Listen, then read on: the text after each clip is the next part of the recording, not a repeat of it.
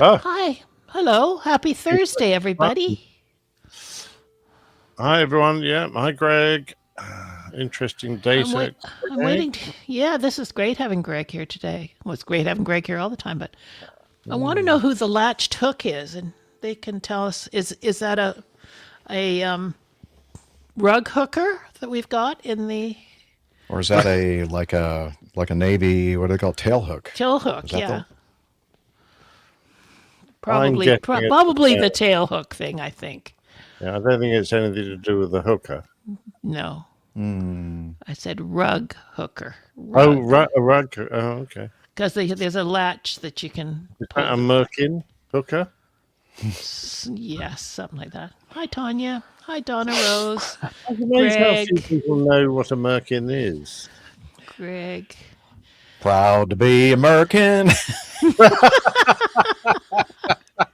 Greg's a Merc. Jeff's a Merkin. American. Hi, Mike Kuipers. Especially in these Hi, days, Micah. nobody wants American.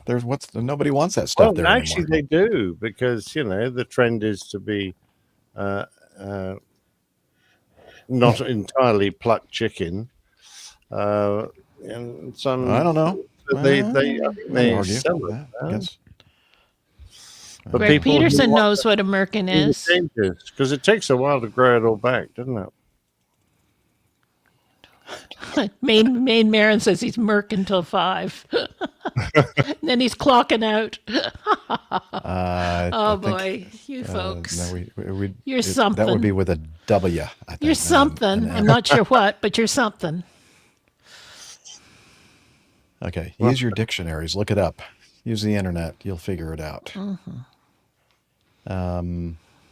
What was I going to do over here? So Jeff, who thought he had uploaded or prepared all of the videos for today, figured I out had about not. 2 minutes before we went live that he hadn't. He was planning to, but it I kind of was. I slipped his really mind, had I guess. had good intentions.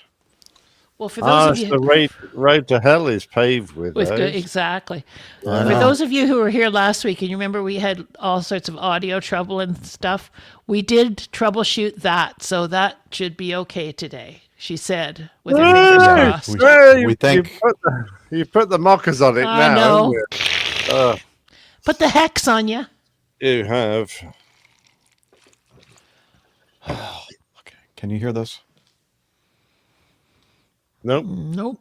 Good. Okay. I just Unless wanted to you, make sure I we wanted can to hear. make sure I turned off the Was audio. it the sounds of silence? Yes, we could hear No, that. no, it was Duffy talking about the FAA delays. Oh, Greg's got all sorts of great info here. The engine was installed in March 2024. Okay, so it's been on the wing for 18 months. That's not unusual. It's not unusual. To be loved by anyone. Do do do do do do. Indeedy. Tom Indeed you do. Jones? Was that Tom Jones? Yep. Well, I and a love few Tom Jones, others. actually. He had such tight pants. He did when he first. Oh, he was a coal miner, wasn't he? Okay, Yeah. that'll have to do. Yeah. Some kind of very labor intense job. Like showbiz, I think, saved him from a very tough life. Oh, yeah.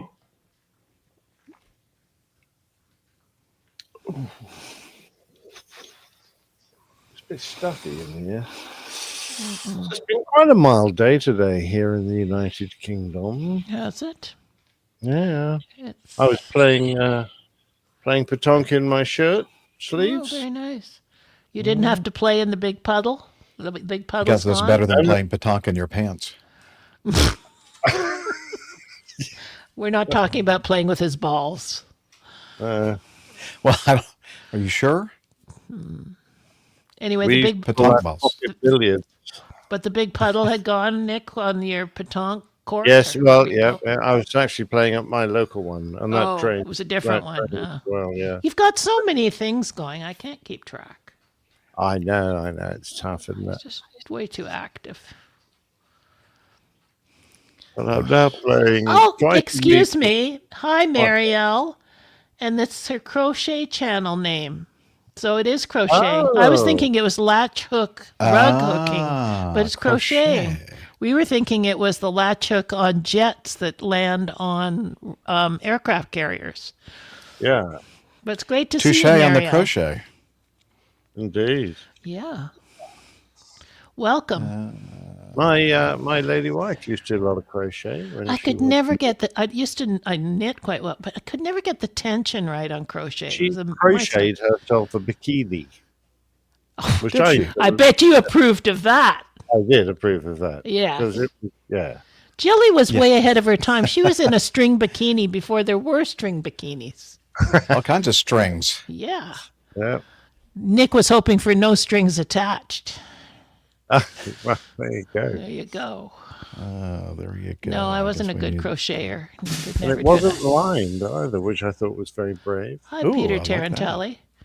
Tarantelli. Getting back to the Merkin discussion. Yeah. Yeah, indeed. Everything comes full circle here, Yeah, it does. especially if it's got something racy involved.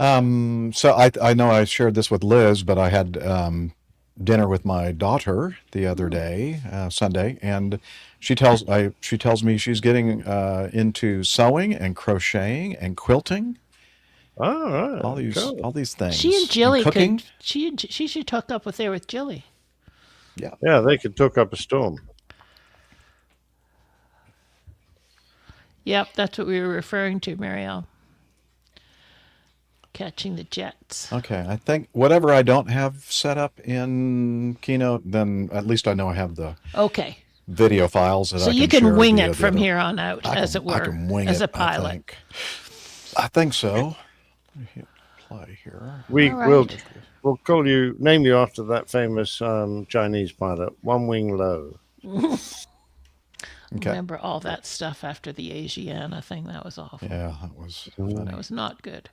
Okay, are we getting close to going then? Did you think we're test getting- Roger's audio? I don't I recall haven't. that. Hey, Roger, you ready to test the intro? Roger. Oh. Okay, here we go. You're listening to the Airline Pilot Guy Show. The view from our side of the cockpit door. WAPG. I was, It's the airline pilot The day of the guy. trip is. Pilot guy. I could say you episode could turn it up a little 683. bit, Jeff. It's a little bit low, I think. Okay. I think you're going deaf. Huh? What'd you say? Hello, you're listening to the hello. Airline Pilot Guy Show, the view from our side of the cockpit door, with your host, Captain Jeff, broadcasting live from APG headquarters in Roswell, Georgia. That's all the way up. Today's show is recorded Okay, on well- No, November it's 3rd, pretty much for me. 2025. Okay. I'm a deaf one. No, it's going to have to do. Hi, Neil. Good to see you. Now, this is interesting, Greg. You said they put that engine on that plane in 2024, but it hadn't been into the shop since 22, so I guess it didn't get serviced. Like Oh, it plus just they just swapped it around. Yeah, they sometimes do that. You know? They just Okay. go, we've got an airplane here that's unserviceable, and this one needs an engine. So let's Right. just take it off this one, bolt it on that one. sort of like wife swapping. Yeah, sort of. Not Exactly nearly so like much that. fun, though. Oh, it was probably sitting around. Okay, thanks, Greg. Got it.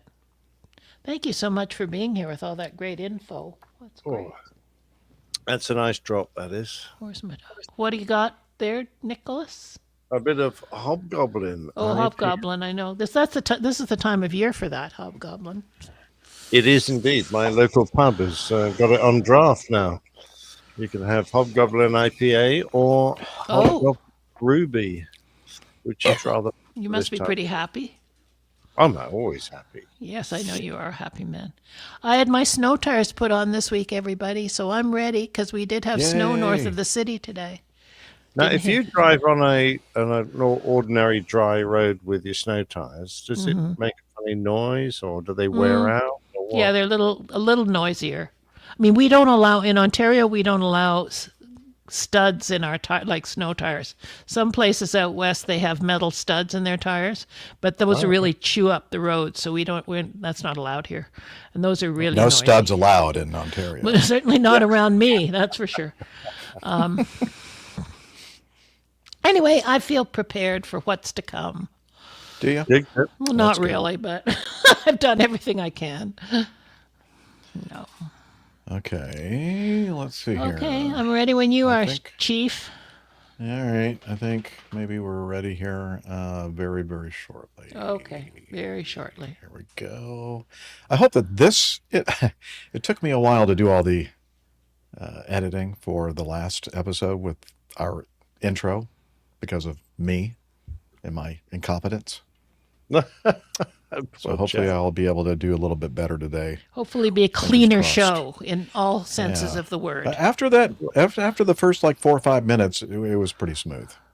Can you give me just 2 seconds? I got to let my dog out. Just a minute. Yeah. I'll be right back. Go Okay, let your Poppy, out you go. dog Go on. out. No. I saw you standing there. Go on. You go ahead. So now we've Oh, I got need to- Merkins out of our system. It probably will be a lot cleaner. There you go. Yeah. There you go. Got what out of our system? Merkins. Ah, yeah. Proud to wear my Merkin.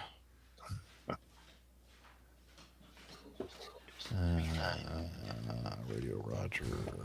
Okay.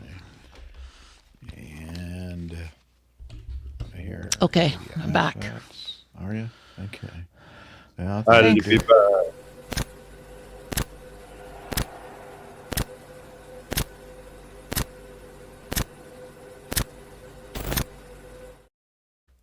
You're listening to the Airline Pilot Guy Show. The view from our side of the cockpit door. WAPG. It's the Airline Pilot Guy. Airline Pilot Guy, episode 683. Yeah, he's up in the sky. It's the Airline Pilot Guy. Hello, you're listening to the Hang on. What happened? Back it Well, up. Nobody asked if I had my Oh, we didn't. We recorder don't have. off. We don't have. We do not have Van Ram here, Come on, chat room. or you're don't have slacking. Metro You Doc. guys are letting me down. Letting Yeah. me down. You'd have That thought one's that on. Donna would have remembered. I know somebody. Come on, chat room. I know. Guys. Mike Kuipers. Yeah, it's all your Really? fault. Yeah. Of course, Jeff Okay. could have a checklist, like we've talked about this, but No. I never use them. I guess he I had. had them. I I just know. never use them. Yeah. All right. Let's Are you try ready this again now? I think so. Okay. Yeah. All right, here we go.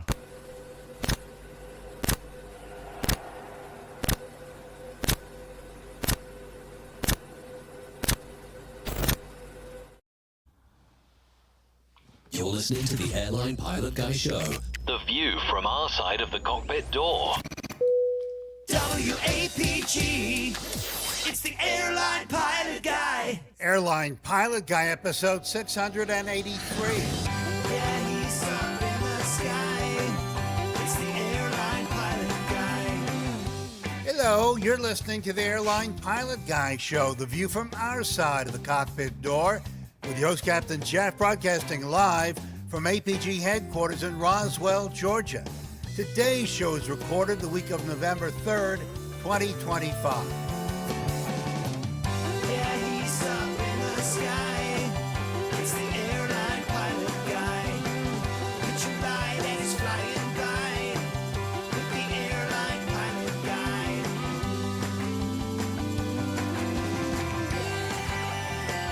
In today's episode, a deadly crash, the UPS cargo plane going down after takeoff in Louisville, and a warning about air travel chaos if the government shutdown continues.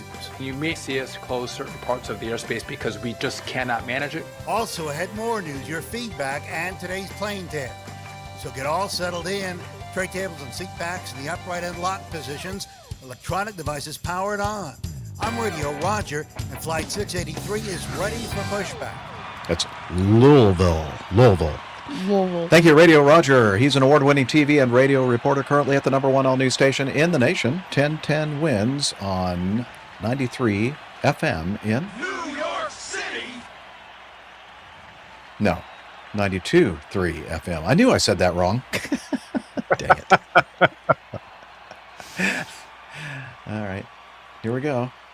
It begins. All right, where is... That's all right. It's just going to be... It's just a small little speed bump. Just a small little speed bump here. All right. Okay, we're going to go like that. And we're going to go like that. And then I'm going to hit the... Right where the applause... Yeah. Okay, here we go. 83 is ready for pushback. Thank you, Radio Roger. He's an award-winning TV and radio reporter, currently at the #1 all-news station in the nation. 1010 wins on 92.3 FM in New York City. Welcome to Airline Pilot Guy Show, the Airline Pilot Guy Show, actually, an aviation podcast covering the latest in aviation news and answering your great feedback. I'm Captain Jeff, former U.S. Air Force pilot and a retired Delta Airlines captain, 35 years. And joining me today from his Garden View studio, in Hartford, Hereford, and Hampshire. retired professional dog shooter, former RAF, RAAF fighter pilot, retired Airbus A330, A340 captain, Virgin Atlantic Airways. It's Captain Nick. Hi there, Jeff. Lovely to be back on the show again. Fantastic. Now it's show number 683, so I've got a little 683 story for you. And this one's a really easy one because we've all heard of it, the Avro 683, otherwise known as the Lancaster. Developed from the Avro Manchester, the Lancaster was crucial to the Allied bombing effort in Europe and was capable of carrying amazing weapons like the Tall Boy and the 10-ton Grand Slam earthquake bombs. It was also the aircraft, of course, used by 617 Squadron on the Dam Busters raids. Now, overall, the Lancaster delivered more than 600,000 tons of bombs, which represented 2/3 of the RAF's entire wartime bomb load. What a fantastic aircraft. Only two remaining flying in the world. One in the UK, the Battle of Britain Memorial Flight, and, of course, one not far from producer Liz up there in Toronto. And Yes. speaking of producer Liz, you're about to introduce her. That was a very I good was. segue there, Nick. That was a That's right. When we're doing the audio podcast, it's going to be perfect. Great. But I'm hearing something in the background, and I don't know what the sound is. it's a bit of heavy breathing. That's why I think it was Liz. Her Okay. volume tends to AGC its way up when there's nothing much happening. I don't know quite Yeah, why. maybe. Yeah, it's your. It was. Yeah, it did sound like breathing. And your. That's a different show.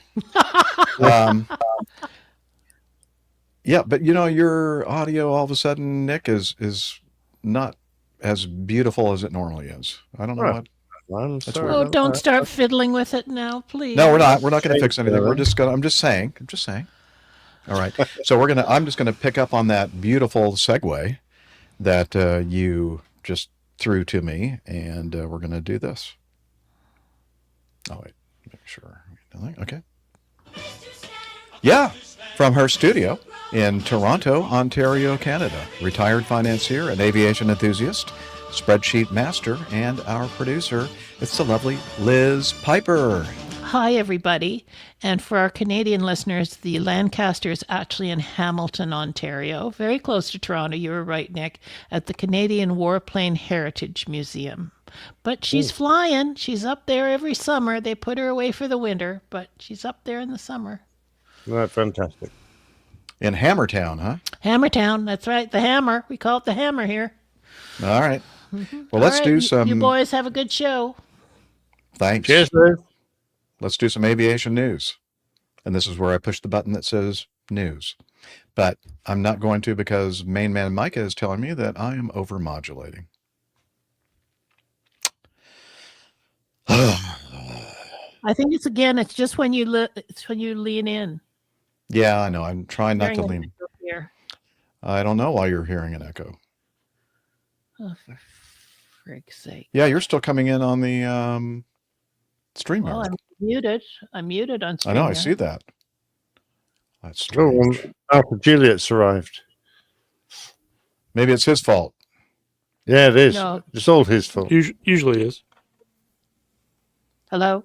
Yeah. Oh, no, I can still hear myself. Okay, does somebody have like another window open that has the YouTube video playing? Not me. Nope. Does anybody have that? No? Yeah, I'm hearing her out of both StreamYard and Unity. Yeah, I'm seeing the signal coming in for both. Let me But just how make. I got muted on StreamYard. What's happening? I don't understand. Oh, We get to hear Liz twice. Neat. And Liz is the only one that's echoing, right? Correct. wait a minute. No, No I'm one's still hearing echoing to myself. me. I'm getting perfect audio from everybody. Really? That definitely means it's Nick's fault. Are you hearing her echoing, AJ? Yes. Okay. Welcome, by the way. Hello. It's iHall's fault. He said he has the YouTube video playing. Well, I knew somebody had a YouTube playing.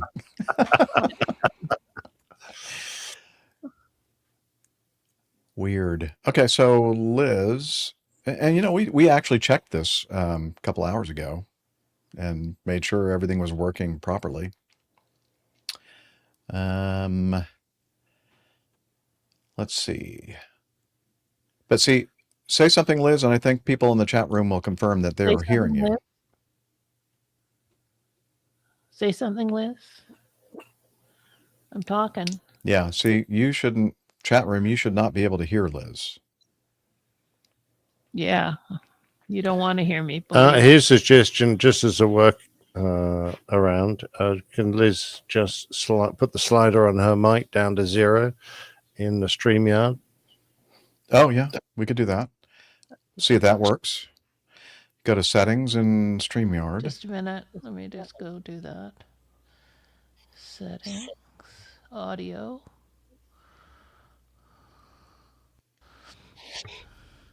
Okay, I did that. No change. No, I'm Yeah. still hearing you and echoing now. I don't know. Neither do I. Okay. Oh, this is so frustrating. What if you go to your Unity and click on the little gear for the settings in Unity Intercom? Yeah. Is everything set up?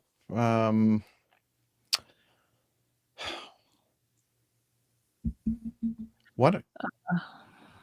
I don't know. I never touch anything in here. Just make sure my input and output is right. Okay. Are they? Yeah. M2. Okay. Oh, how about on the M2? Have you changed anything on that? Because I think there's a way to do a loop back on the M2. Like there's a button there. I'm trying to remember what it looks like. Listen to me. No.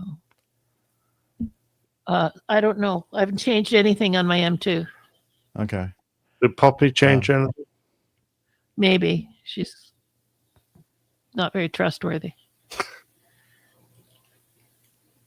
Wow. Oh, you know what? Let's just skip it again. I can't stand doing this again. We'll just can the. Is there any other? I know what we can do, Liz. In the Unity settings, maybe this will work. I don't know. For your input device or microphone input, what are your selections other than the M2? Like the MacBook Pro microphone? Yeah. Okay. Select that. Okay, now we're not hearing you in StreamYard. Are you transmitting in Unity? Can you hear me now? Yeah. Yes, I can hear you in Unity, but it's very, very faint. And it's still echoing. Okay. Yeah, still echoing. It's still echoing. I'm not getting an echo here. Oh, it's still coming into. Is anything into coming out of your StreamYard. speakers, Liz? Hello? Hello? No? Hello? Nothing? Hello? Nope. My Wow. headphones. This is strange. Just my headphones.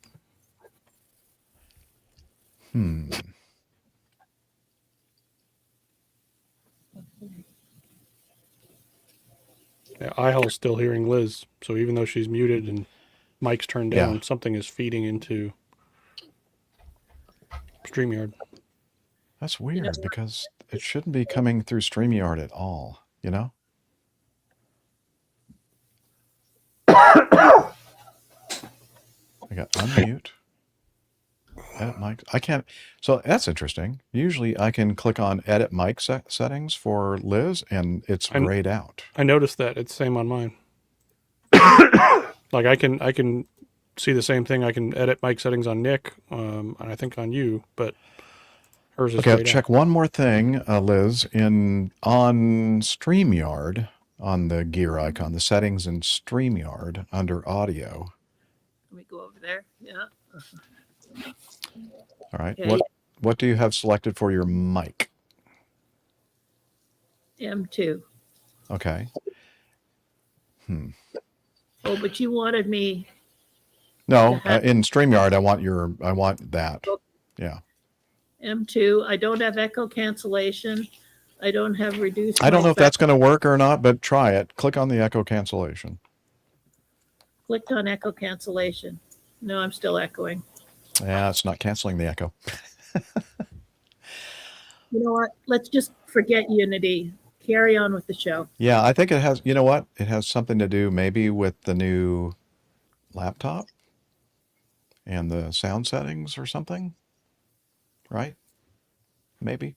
I don't know. Okay. That's for later. We'll just carry on. Okay. Boo-hoo, no Unity. So we're going to have to rely upon text communication. So let me make sure I have that set up. Is there a group that we already have? I'll be using WhatsApp.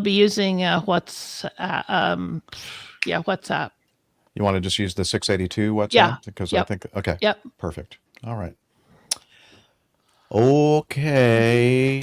Let me make sure I have that ready to go on this so that if you do something on WhatsApp, I'll see it on my phone. I'm hoping. Okay. There we go. Okay. Sorry, everybody. So I guess we can just turn Unity off, huh? We don't need it. Yeah. Okay.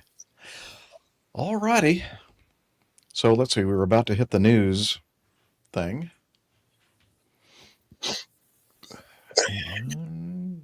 And you're still in StreamYard. I don't think you want to be, Liz. Yeah, thank you. And I'm going to go to Evernote and go to news. Okay. Is everybody ready? Yep. Where are we at? Okay. We haven't even started the news yet. We were just, oh, you know what? Should we introduce Yes. AJ? Or we could just ignore him, pretend he's not there. Yeah, you can just pretend I'm not here. That's fine. That's interesting. Now your audio, Nick, has really changed. Oh, really? How come? I haven't done anything. I know it sounds like the normal sound that we get from you. So it has something to do with whatever's going on with Liz is set up, I think. Then I still got Unity running, by the way. I haven't turned it off, but yeah, I haven't either. I don't think it'll matter. No. I just turned Unity off. Did mine change at all? No. Let me turn. No, you still sound terrible. I'm gonna bad as always. I'm gonna quit Unity as well. Oh my God! What is that? What? You're drinking engine oil? Wow. Skydroll? No, Mobile One. What is that? Yeah, I see your hand, Liz. She's gone. Get on with it. Hi, Liz. By the way, oh, that escalated quickly. Covering Liz's camera. We just need to pull it. Whatever's in front of your camera, you can pull it down a bit further, Liz. Yeah, it's like very foggy looking. I don't know. Yeah, it's got all foggy, all misty. That's the light. The light that's right overhead or something, you think? Yeah. Okay. Liz has seen the light.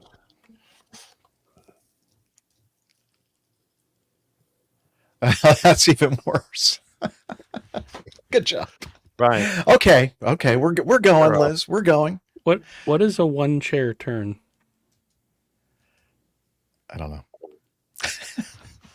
Glad we're all on the same page. I'm glad we worked out all the issues from last Yep. week. Yep. All right. Yep. And okay, here we go. We're going to do this. Just going to make my editing a little bit easier here. And all right.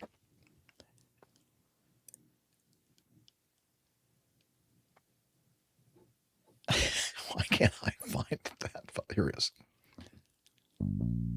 And also joining us from his studio in the woods north of the Rectangular Bravo certificate. I meant to change this. Certificated Laird, race car driver, world-acclaimed chef, and comical multi-engine instrument rated pilot interested in anything with enough horsepower to kill him. It's Lord Alpha Juliet, AJ Schramm, and whatever else you want to. I've been called many things, Jeff. I know. Many Well, things. you should hear the things we call you behind your back. Really glad to be here, and I've, of course, through the magic of audio, definitely been here the entire time. So great intro from Roger. I appreciated that. And yeah, it was glad to be here. Yeah, right. Everybody believes you. Okay. Well, now, and then of course then that's when we're introducing Liz, and now we're going to go do the news bumper. Here we go.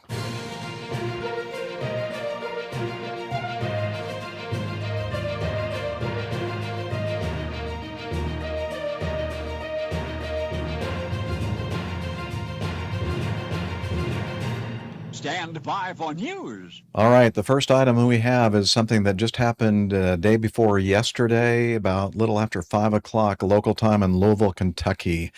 United Parcel Service MD-11, UPS MD-11 freighter was taking off.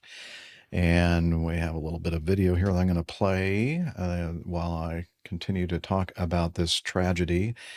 During the takeoff roll, as we're seeing here on the video, some fire coming from the left side of the aircraft, and then a big, huge orange fireball. We have some other video as well. This from a truck dash cam video, and the guy is kind of looking over and sees something really bright in his truck windscreen, and he is obviously quite shocked by what he is seeing, and we're seeing what he's seeing in the top part of this video in Louisville, Kentucky, just off the end of runway 17 right. And we also have some other dash cam video here of the airplane coming down shortly after liftoff from the end of runway 17 right.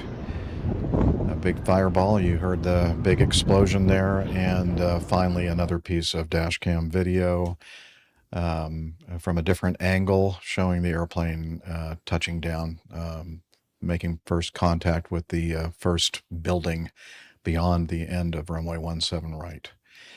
Yeah, it's tough to watch these videos.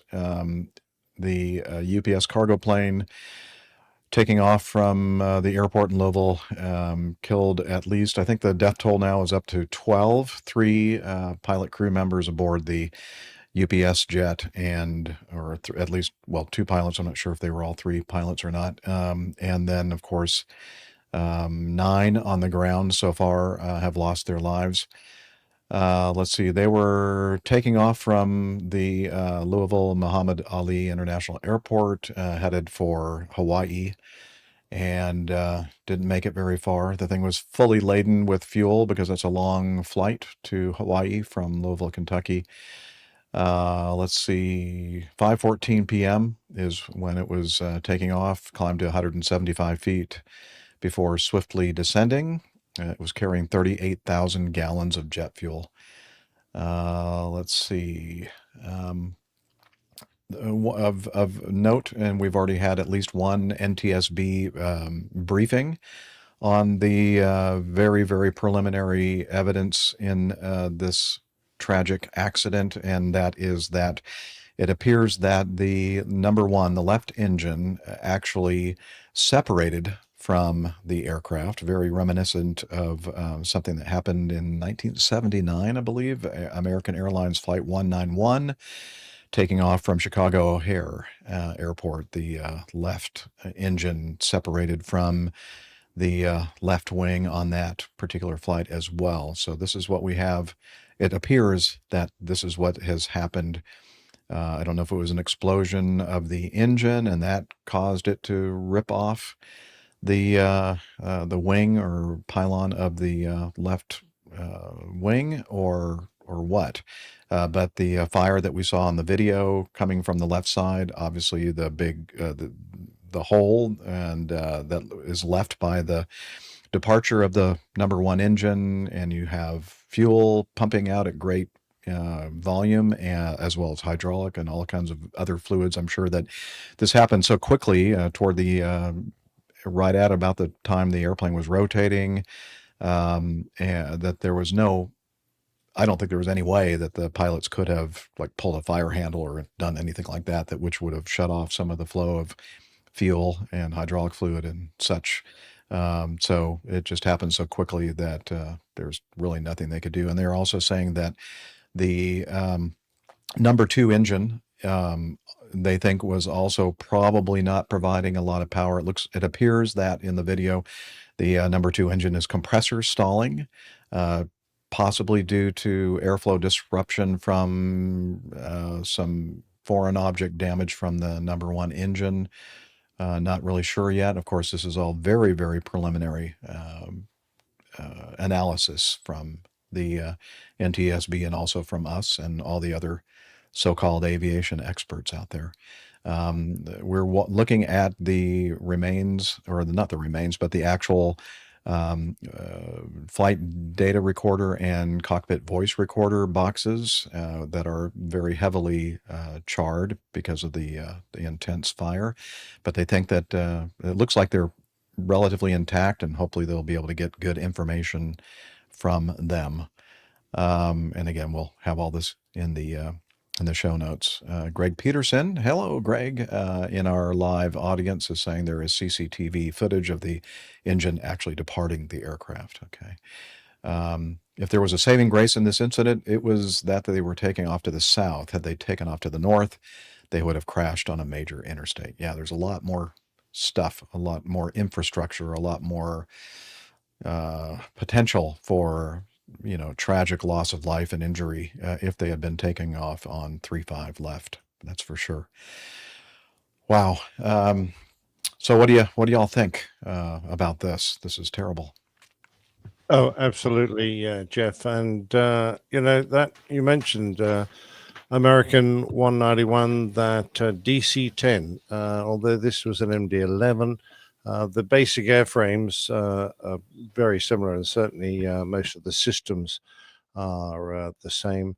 And in that case, the engine damaged hydraulic lines that kept the leading edge flaps in position, and as the aircraft climbed away, those flaps retracted because there was no hydraulic pressure to them anymore, and that caused the left wing to stall, and they very sadly crashed. A huge loss of life in that accident.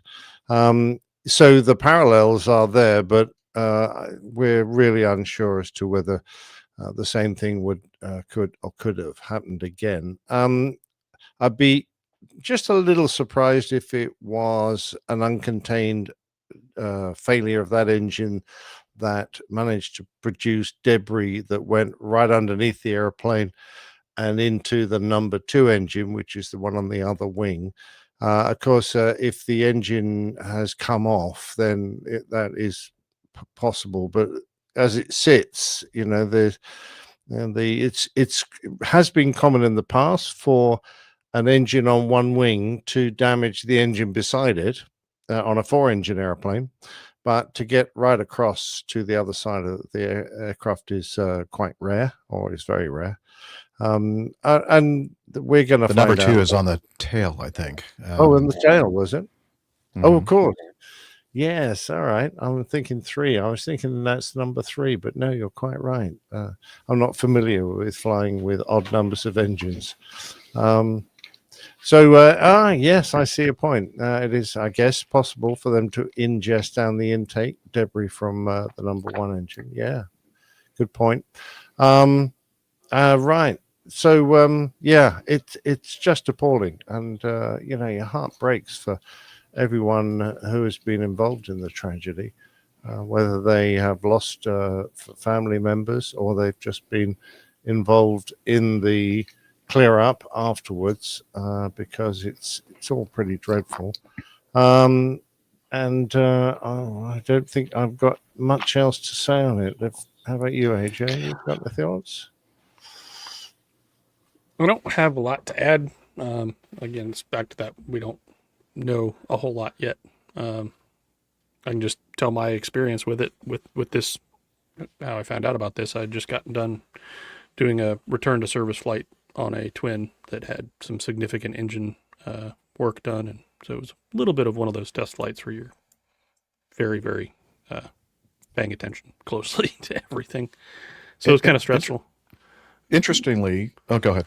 You're still in your. Just gonna say, yeah, it was kind of a stressful flight, and then as soon as I landed, pulled up my phone, and there's 34 messages and emails and things about all this, and it just kind of hit me in a weird way. So, I don't know. Yeah, it's terrible. Interestingly, to me anyway, it appears that the damage from the number one engine departing ended up on the right side of the runway, the west side of 17 right, both the cowling, some of the engine, and then of course the engine itself, the entire core of the engine ended up on the right side. So maybe that has something to do with the rotational velocity of the engine when it came off, and then it just rolled over to the right side. I don't know.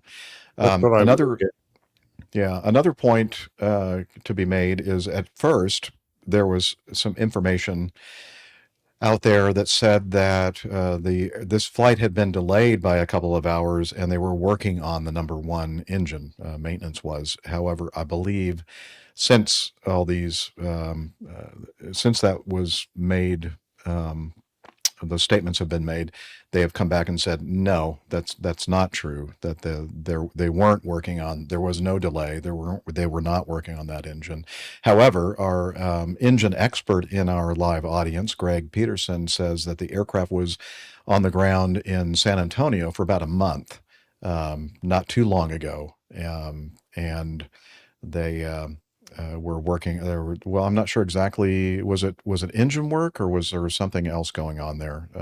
Greg, I'm sorry. I've already forgotten what you said was being done. The work thought it was maybe pressurization work or something like that. I don't know if it was actually specifically work on. Yeah, he said he's unsure about that.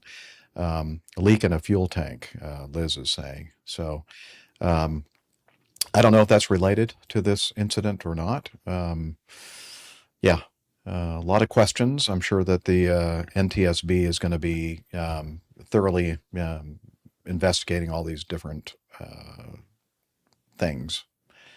Let's see. Greg says engine turns counterclockwise, forward looking aft. Counterclockwise. Okay, forward looking aft, counterclockwise. Yeah, so that would kind of naturally make the engine roll to the right. Thank you.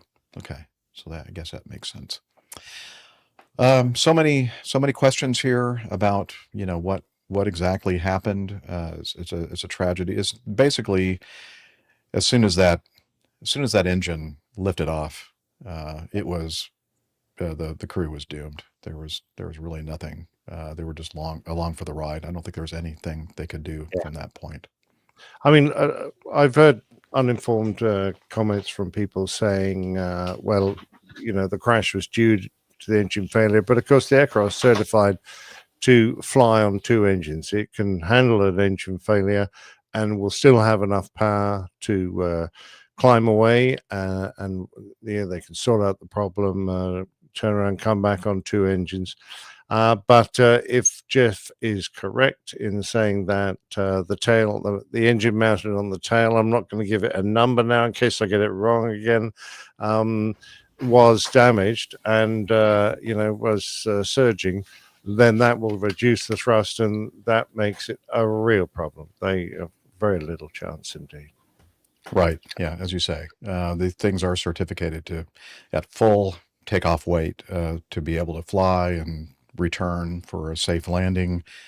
But that's like when you have an engine failure and not completely ripped off and come off the aircraft, and then all the other associated problems with the fire and the possible flight control issues involved.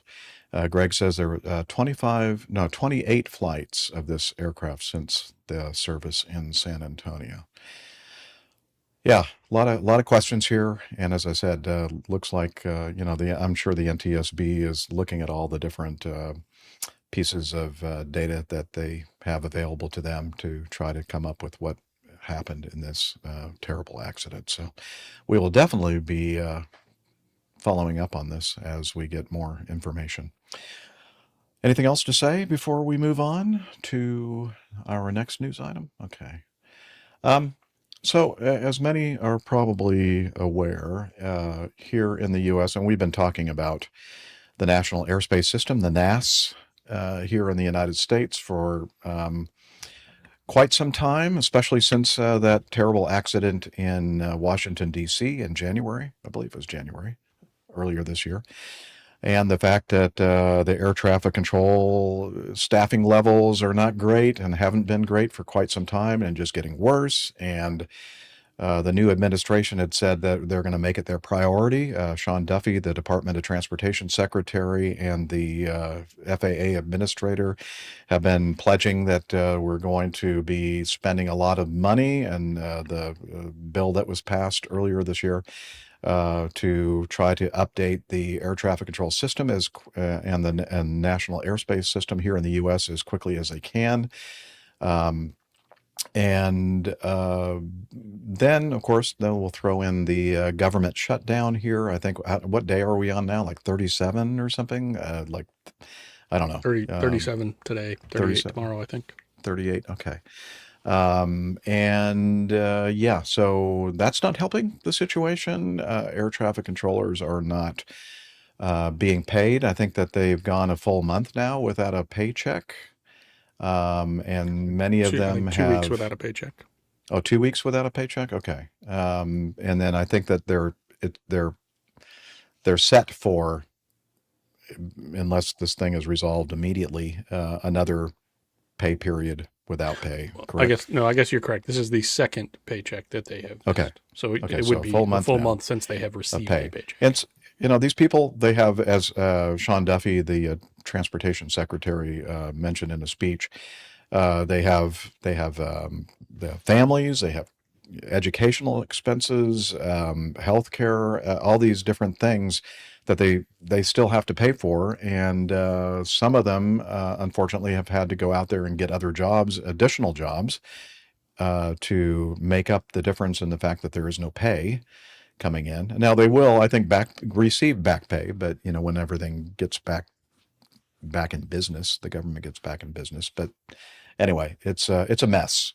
As Tanya in our live chat says, this is freaking ridiculous. Yes, it is. Anyway, so we have this ongoing issue going on, and they just announced, Sean Duffy and the FAA administrator just announced that they're going to have to make some reductions in services at 40 airports. And I have a little clip. Hopefully I have queued up this to the right position. Liz, if you'll put that on the, thank you. And here we go. This is, again, Sean Duffy, the Transportation Secretary. Difficulties in how they pay their bills. And so for air traffic controllers, they received a partial payment in early October. The second payment, they got a big fat zero, no paycheck at all. Tomorrow, they get a pay stub email on what their next paycheck is going to be. And when that pay stub comes out, that is also going to be zero. So they will have gone a month without any pay. And what we're finding is that our air traffic controllers, because of the financial pressures at home, are taking side jobs. They need to put food on the table, gas in the car, pay their bills. By the way, I do not want them to take side jobs. I want them to show up for work. We have asked them to show up for work, but I'm not naive to understand that they're trying to figure out how they meet their daily obligations. And so because of that, we have seen staffing pressures throughout our airspace. Those who travel will see that we've had more delays. We've had more cancellations. We do not want to see disruptions at the FAA or here at DOT. We don't want that. But our number one priority is to make sure when you travel safely. And that's why, as the administrator and I have been talking throughout the day, his team has been working for the last 24, 36, 48 hours crunching data. We're noticing that there's additional pressure that's building in the system. And again, our priority is to make sure that you're safe. And so we're going to talk about additional measures that we are going to take that's going to reduce the risk profile in the national airspace. And I'm going to turn it over to the administrator to do that as he walks through what that plan is going to look like. I anticipate there'll be additional disruptions. There'll be frustration. We are working with the airlines. They're going to work with passengers. But in the end, our sole role is to make sure that we keep this airspace as safe as possible. The administrator is going to talk about all of the tools we're going to deploy. One of them, though, is going to be that there is going to be a 10% reduction in capacity at 40 of our locations. The administrator is going to tell you that this is data-based. This is not based on what airline travels, has more flights out of what location. This is about where is the pressure and how do we alleviate the pressure. And so I want to thank him for, again, him and his team's great work. He'll lay out what the specifics are of this plan, and then we're happy to take questions from all of you. Brian. Okay, so that's a little clip from the speech from the Transportation Secretary, and the FAA Administrator was just about to speak as well. But as far as I know, have there been any details released since this speech? Do you know, AJ, if they've actually identified which 40 airports are going to be? I don't know all the 40. I believe it has reducing? been released. Atlanta Okay. is one of them. Oh boy. Okay. Yeah. So things are not looking great out there. Did you want to say something, Liz? We can't hear you if you're trying to talk. No. We can't hear you. I think you have to put yourself into the. There you go. Hang on. It's the list. The list is in Evernote, Jeff. If you go down at the bottom of the Evernote item, there's the list of the airports that are affected. Okay. Thank you. Let me scroll down. Oh, okay.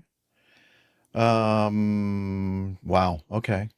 Anchorage, Atlanta, Hartsfield, Jackson, Boston, Baltimore, Washington, Charlotte, Cincinnati, Dallas, DCA, Denver, Dallas-Fort Worth, Detroit, Newark, Fort Lauderdale, Honolulu. I mean, basically all the big airports here in the United States, and some of the not so big airports in the United States. 10% cutback. So that's going to be flight cancellations and delays and everything else. So it's going to be interesting here if you're in the U.S. trying to travel somewhere. I'm not sure exactly. I think the question was asked by somebody at this particular speech or briefing from the Secretary of Transportation, as sometimes been true in the past for the international departures and arrivals, that they aren't usually affected, or just maybe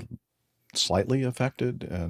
This usually involves more of the domestic route system here in the United States. Oh, Main Man Micah is also in our live audience, saying that this is also including Louisville, Memphis, and Cincinnati. So the package delivery airlines, are going to be affected by this as well. So that's going to also indirectly be affecting the citizens of the country here. So it's a mess. We're hoping that the politicians in Washington can come together and maybe give and take a little bit and get the government open again, so we can start paying the people in these safety sensitive positions in our air traffic control system come back to work and not have to worry about delivering Uber Eats and all the other stuff they're doing out there to help with their income. I don't know. What do you think, AJ? Are you still getting paid in your air traffic control related job? Luckily, our contract was fully funded to the beginning, so we're being a contractor. We're protected. Our students are not getting paid, but so far they've all shown up. And our next class, which starts off in the classroom before they come to us in the labs, is I think we lost 2 of them. 2 didn't show up. I think Sean Duffy did mention in his speech that before he started going into the 10% reduction at the 40 airports here in the U.S., that the staffing levels or the rate of training in the system has improved quite a bit over the last few months. And I thought immediately of Alpha Juliet and his part in helping with that. So that is good. That's positive. All right. Not a lot of positive stuff going on here so far in today's show. Tough news day. Yeah, it is. So let's continue on with this. Anything else to add in that particular news item? No? Just double checking you saw Liz's comment or her message. We have the PT next to... Okay. All right. Oh, I see. Okay. Yeah, you know what? Actually, really nothing else in our news segment that we have, in our lineup anyway, is that time critical. So we can go ahead and continue on then with getting to know us. If that's, give me a thumbs up. Yep. Okay. Our producer director is telling us that's what we should do. So, all right. So let's now go to the getting to know us segment. That's the time of the show where we briefly, usually, find out what everybody has been up to between show recordings. And let's see, who would like to... You know what, I could go first, because I really haven't been doing anything at all other than doing my normal singing stuff. Have a couple of funerals tomorrow and a funeral on Monday and next Friday as well. So got a lot of extra singing going on in my life, and then the normal stuff that we do on the weekends. But other than that, the other thing I want to do now, while I have the floor, is to play the audio of the meetup, the unofficial APG or official, depending on whether I'm able to make it. I'm still planning on being there. Let's hear from Hillel. He's going to tell us about this. Greetings, APG listeners. Join me, Hillel, for a mini meetup in New York City. Jeff's letting me out of the shower so I can meet up with you on Saturday evening, November 15th at a location in the Upper West Side. Meet up with me and other community members, including Mailman Dave Abbey and Tanya Wyman, and if he can get out of the studio, Radio Roger. The location and RSVP are in the show notes and on, you guessed it, Slack. So remember to RSVP, and until then, see you in Slack. Get that RSVP information. By the way, he's going to be very, very clean because I'm letting him out of the shower, and he'll be there. That's Hillel. Thank you, Hillel. Let's see. Also, as you mentioned, Mailman Dave and Tanya is going to be there, and maybe Radio Roger. The information, the email to which you RSVP to Tanya is in our show notes.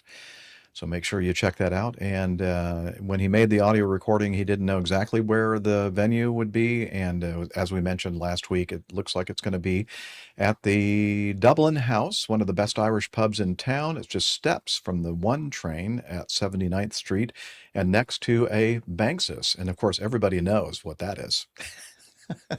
I was informed last episode. Banksy. Exactly what that. Say it with me. Banksy. Oh, see, I can't even say it right. I don't know why I want to say Banksys. It's like I look at that and I think of some kind of a financial institution. And next, okay, let me try that. It's just steps from the 1 train at 79th Street and next to a Banksy. Thank you. Hooray. Hang on. All right. There we go. So we've covered that unofficial/official potential possible meetup in New York City. And now I'm going to let somebody else save me by talking about what they have been doing since the last episode. Maybe AJ. I can go. So since the last episode, had Halloween, which was a ton of fun. Of course, my kids, do the Halloween thing. I was trying to get this sent over. It'll take 1 second. Mm-hmm. There we go. So all three of my daughters actually went out trick-or-treating. So we had some friends come over from another neighborhood, and my wife and them and all the kids all went trick-or-treating, and I made chili. And it's always fun when they come over, because the mother of the other kids is of Indian descent, and so she really, really likes spicy food like I do. So I actually get to make a special little side pot of chili for me and her, and put Carolina Reaper in it, and it was it was delicious. But nobody else. When the kids come to the door and you give them a spoonful of chili, what do they hold their hands out and you pour it in their hands, or what? No, we have individual little bags, little paper bags, and we just paper bags. Yeah, it's perfect. Yeah, Never had soup in a bag. Well, that doesn't sound like it would work very well to me. But it works great. It works great. Make sure you eat that chili before you get along too far, because it's going to be that's right. all over the place. Bag's gonna get all soggy.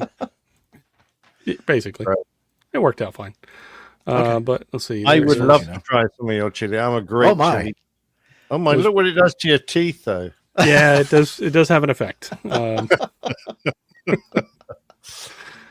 Dear. Have you told her that she needs to brush at least twice a day, or at least once a day? I don't know. We've tried that. We can't get her to wash behind her ears. Obviously, she can't wash her face either. It's a whole thing with these. Are they glow in the dark teeth? Mm-hmm. Oh, brilliant! That's brilliant. Let's see if I do this. Maybe. Oh, it's my required food picture of the show. Oh, little surf and turf, some ribeye, turf. Nice broiled lobster, and some Parmesan lemon Brussels sprouts. Oh, nice. And then Saturday after Thanksgiving, my oldest had her final band competition of the year, and they absolutely trounced everyone else again. So they actually won every single band competition that they've been in this year. So wait a minute, we haven't had Thanksgiving yet. I thought you just said after Thanksgiving. After Halloween, sorry. Did I say Thanksgiving? Okay. I meant Halloween. Yeah, I think you said Thanksgiving, and I'm thinking, huh? Am I having a stroke again? I don't know. She is somewhere in this gaggle right near the giant trophy. And I don't know if you can see this trophy very well, but that trophy is standing on the ground. Wow. It's massive. Big trophy. It is like 5.5 or 6 feet tall. Oh, yeah. It's huge. Wow, that's brilliant. Nice. Let's see. Other than that, I think that's it. I think I mentioned I did get to go fly the Fluid Seneca, Turbo Seneca, which was, aside from the stress of the nature of the flight, it was quite a nice flying airplane. And I've been absolutely hounding the chief pilot of one of our local charter companies that's based at my airport, and he actually called me back today. So we'll see if that goes anywhere. But I don't know if you guys remember if it was like this when you were applying for flying jobs, but for every 150 applications or phone calls you make, you might get a response. So that's kind of I remember that difficult year. It took me to get a job very well. Yep. So I know just how you feel. So the fact that he called me back today made it a good day. So we'll see where that goes. I think things were a lot better when I was applying, and my military background helped quite considerably. Mm-hmm. And that was all the airlines back in the late 80s were really hiring like crazy. So yeah, I didn't have that bad experience, thankfully. Very blessed. All right. Captain Nick, have you been patunking? Yes, indeed. I've had a really nice. I can now play 4 days a week because I'm a member of 2 clubs. So Mondays and Thursdays, and the club up in Borden. Lovely bunch of people there as well. Tuesdays and Saturdays. So that's keeping me nice and busy. Do that all winter. That's going to be great fun. And I had to take my car to have it serviced, have the roof serviced. So I went, while I was waiting for it to be done, I went to an airfield, and I'm going to tell you all about it in Hi this there, Jeff and video. everybody. It's the old pilot here, and I'm actually killing time. I'm waiting for my car to have its convertible roof serviced. So I come to a specialist roof company, and they take a few hours to do everything they need to do. So I'm just killing time, really, while I wait for the car to be done. So what did I do when I was killing time? Well, I came out here to Red Hill Aerodrome. Now, it's only a short bicycle ride for me, so I threw the foldable bicycle into the passenger seat of the convertible and drove out here, and then assembled it when I got in. And I didn't realize how uphill and down dale the countryside was around here. But I managed, I managed to pedal the several miles to get here. And now I'm just about to have lunch, but I thought I'd record this and show you guys what it's like here. Now, Red Hill Aerodrome has been around since the 30s. It's just south of London, really. Very close to the M25, the circular road that goes all the way around London, and is the biggest circular car park in the world. You'd be glad to know. Anyway, the the aerodrome really started off as a kind of training base for the RAF. They had things like the Miles Magister here, and they trained pilots prior to the Second World War. Once the war got going, then, it was an ideal place, really, to put fighters for the defense of London. And there was a remarkable number of units here, many too many for me to remember. But fighter squadrons, both Royal Air Force, Royal Australian Air Force, Royal Canadian Air Force, and others, all in Polish. There were Polish units here, and they flew things like the generally Hurricane and Spitfire, and even the Mustang was flown from here. Also, they did a little bit of cloak and dagger stuff with the Lysander. A unit was based here, but there were really 20 or 30 units. Some of them didn't stay very long. They were often moved around, I guess, to rest the pilots, or just to move the unit to perhaps a different area that needed their assistance. But that was basically it. And during the war, obviously got a fair bit of attention from the Germans, but it's always ever been a grass airfield, even in recent years, because although they've tried to get planning permission to put a hard runway in, it's never been granted. And it's always been one of those pretty little grass airfields that really serves light aircraft and helicopters. Plenty of helicopters here. Bristow's helicopters had a base here for 40 years, and the police helicopters and things still operate from here, as there are training units as well.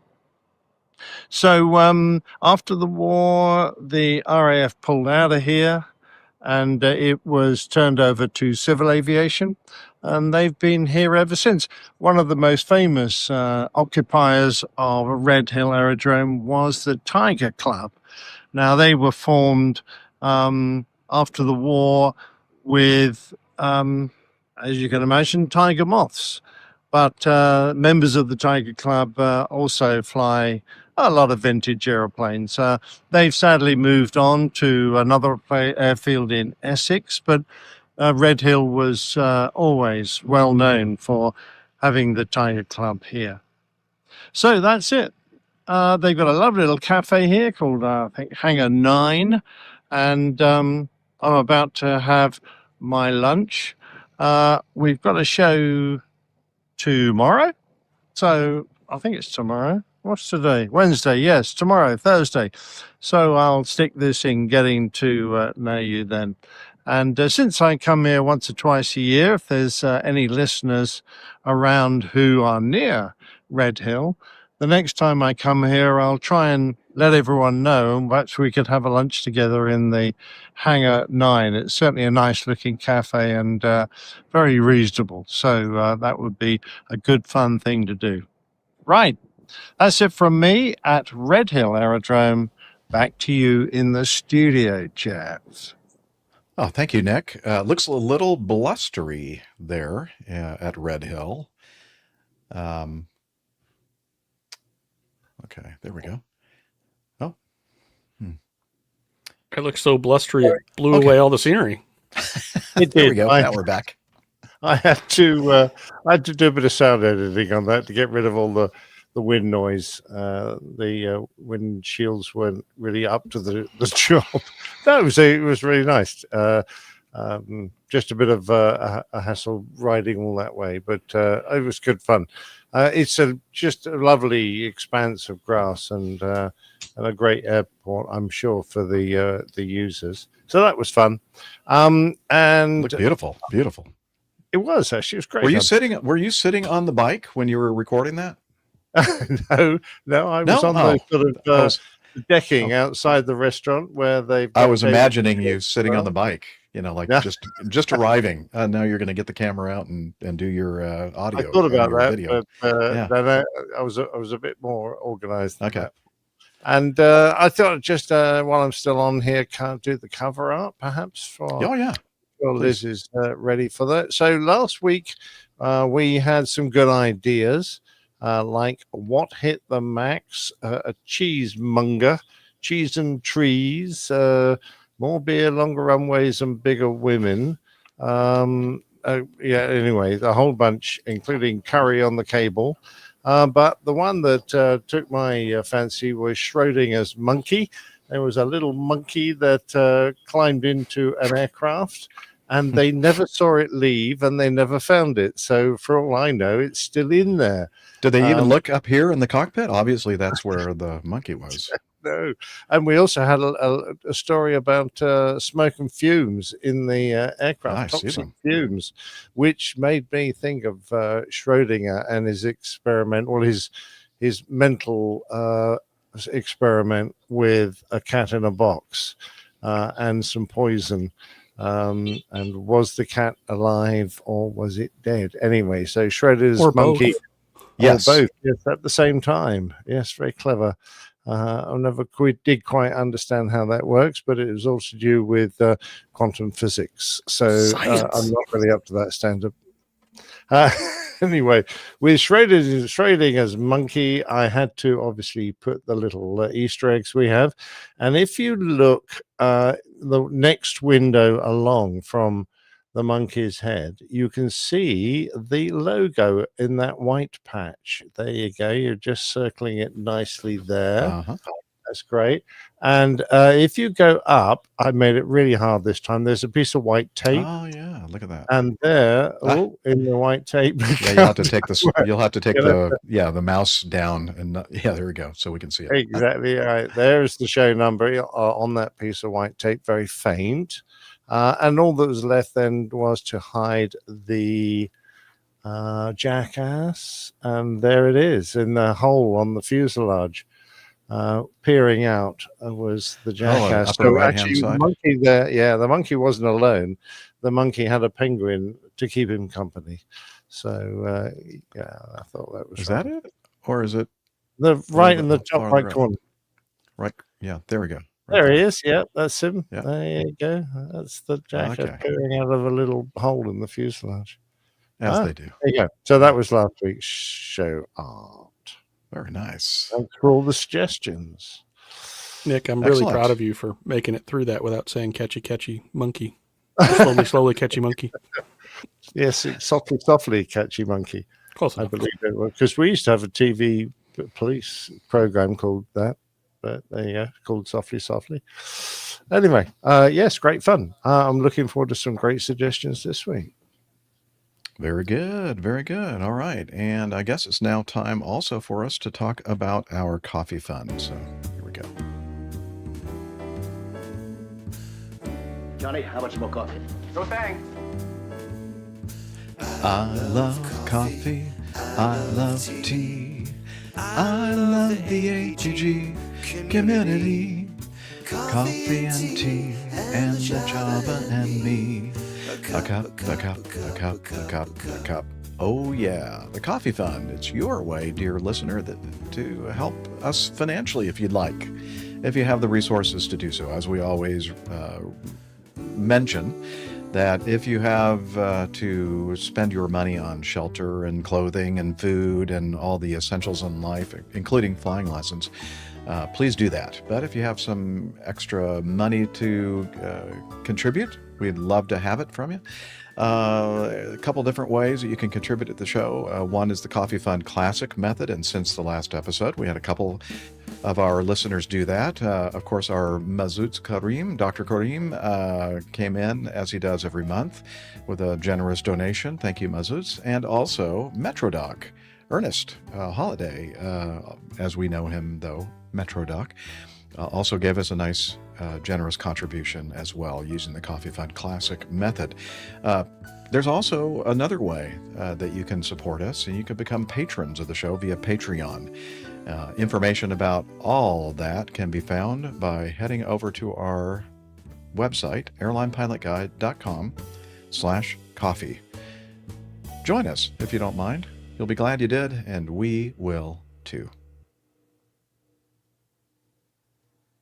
All right. There we go. Looks like Nick is back. Perfect timing, sir. Perfect timing. Just finished the Coffee Fund. It's sad because we're not going to have the recording of Liz singing along with me on the Coffee Fund jingle. Oh, well. I think Liz wants to do the plain tale next. Plain tale next. Okay. Very good. Thank you, AJ, for keeping track of all that. All right, now we have a treat on this episode. We have another installment of the old Pilot's Plain Tales. This is a part 2 this week. Oh,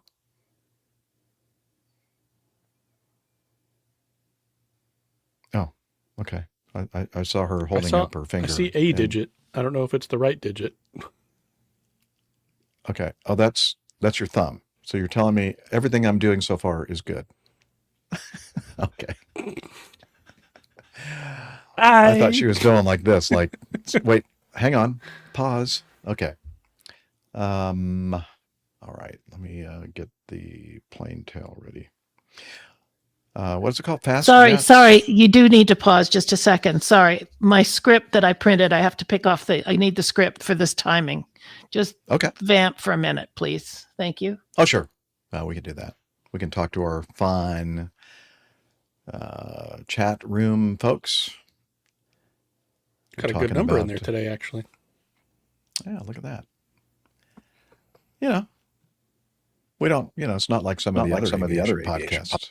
That's true. Oh, cool. Now you're echoing. Yeah, now I hear echoing. I'm not just for a moment. That was fun. I'm okay. Okay. No, yeah, well, now everything sounds normal, but for just a moment when you were talking, we heard some echoing. Oh, okay. Well, I wonder what that was about.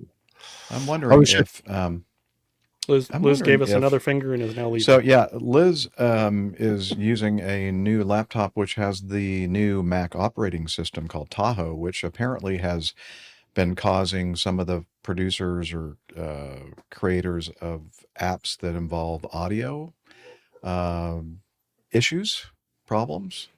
In fact, I just received an email today from the folks that make Audio Hijack. Rogue Amoeba is the name of the company, and they said it's okay now to use our apps with Tahoe, but you have to have not 26.0, but 26.1. I guess Apple squashed some of the bugs from the initial release of Tahoe that were causing havoc. So I'm wondering if that has something to do with what's going on. If it makes you feel any better, my Windows PC is working flawlessly.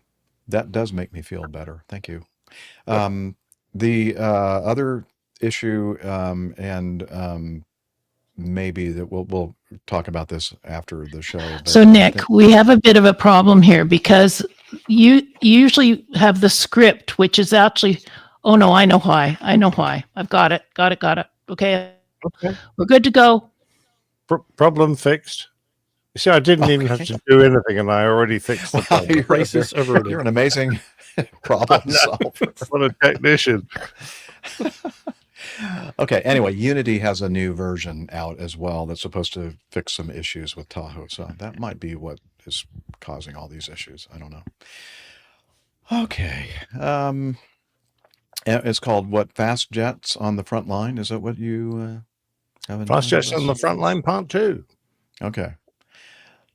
So here we go with the Old Pilot's Plain Tales Fast Jets on the Front Line, Part 2.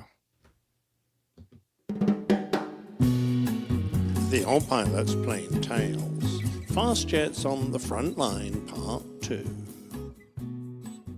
Now, you certainly seem to be getting more than your fair share of overseas postings. Overseas postings being the prize for any RAF pilot. As we now see you exploring the delights of RAF Germany on 19 Squadron. That is absolutely true. A tough start setting up the squadron, but how did your tour and your duty-free car go? As far as we were concerned, the duty-free car was what it was all about. Not to mention £3 bottles of Glenmorangie. Yeah. Yes. We didn't get a lot of that in Scotland. No, you didn't, but we did. No, I bet.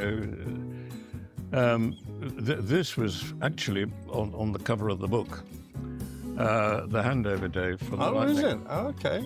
With me flying the Phantom and a guy from 19 Lightnings. Excellent. And I actually had a Harrier on the other wing with the command photographer who took the picture.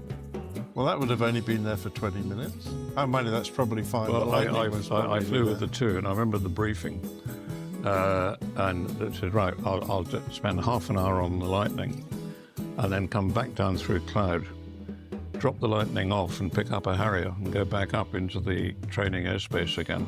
And we'll do the same again. So there was a series of pictures, Phantom Harrier as well. Brilliant. And that was the day that we actually, it was, well, during the week that we took the colour of the Lightning Squadron. Was it the formal handover? No, it's a sort of informal handover, but including the colour and the joint formation. Excellent. Now, you went to visit Berlin. It sounds fascinating. Now that the Cold War is a distant memory, perhaps you can talk a little about what it was like in Berlin. Well, the first time, when I was just a squadron pilot, it was a recreational run up to Berlin, and we stayed in a place called Edinburgh House that was actually run by the NAFI. And the army put me in the sergeant's mess. So this is absolutely classic. So me to mess manager, can you assure me that all of the subalterns in the officers' mess are senior to myself? And he couldn't. I said, right, move me back and kick one of them out. Oh, he was furious. But that was the army. Yeah, look after their own, of course. And my wife went into East Berlin on the weekend bus tour. And this was exercising the right of access. And she took my little son in, and he's got some vivid memories of sitting in a restaurant where nobody was allowed to start eating the soup until the lady said so. And he can remember that vividly. And I said, well, I want to go into East Berlin. So I phoned up the police and said, have you got anybody going in? Yes, sir, Best Blue, we'll pick you up at such and such a time. So we went straight to the bank and said, this is the best place, sir, for changing into your East marks. I said, that's illegal. Yes, sir, absolutely right. And this is where you get the best rate of exchange. Excellent. Excellent. Did you do any shopping while you were Yes, there? I bought a vase, and we were looking for it the other day, and we couldn't find it. Oh, well, I never. You didn't buy binoculars, though, because I gather No, that wasn't those on and the, cameras. that wasn't on the police shopping list. I had to go where they went. Fair enough. But anything else you remember back from those days of the wall? I can remember the wall.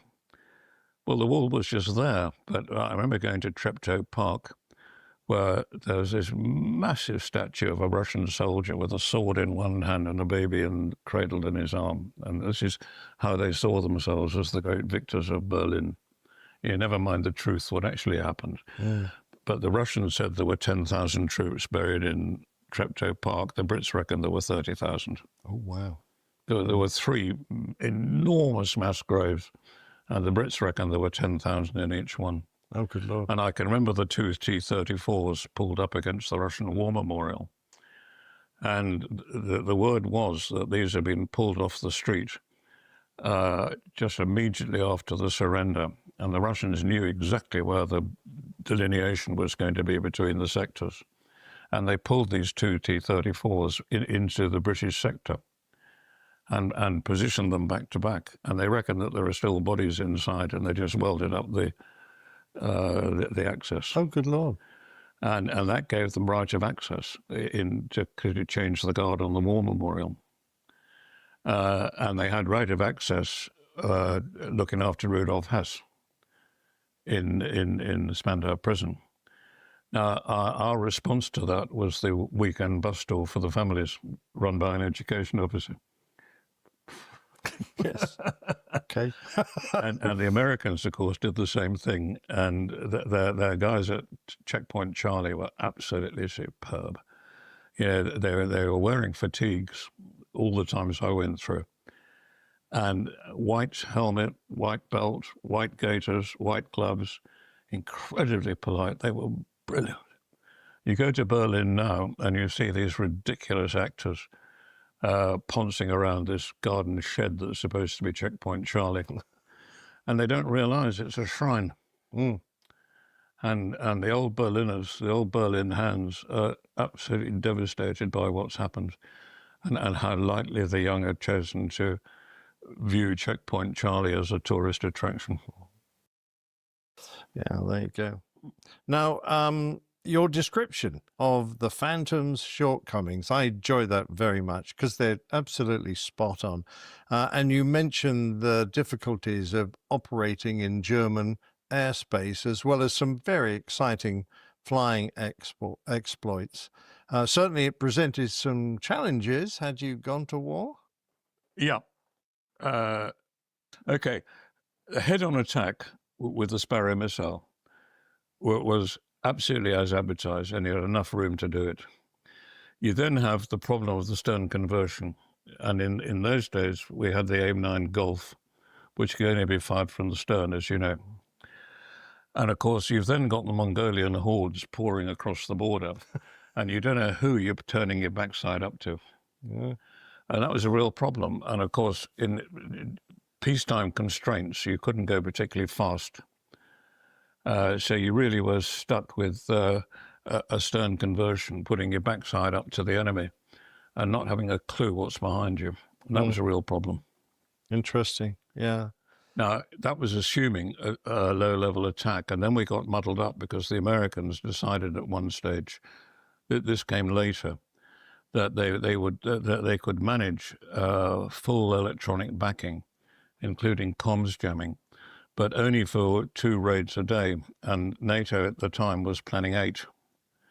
So it meant that the other 6 had to go at low level, hadn't got any choice. Whereas the Americans allowed themselves access at medium level with this massive jamming that they planned. Do you remember the Charlie 130H? Yeah. Yeah, that was the EC-130. I've got some gun camera film of that, me shooting it down, but they insisted that wasn't fair because they usually flew at night. I've got some gun camera film with the Pippa buried in the open door of a Chinook.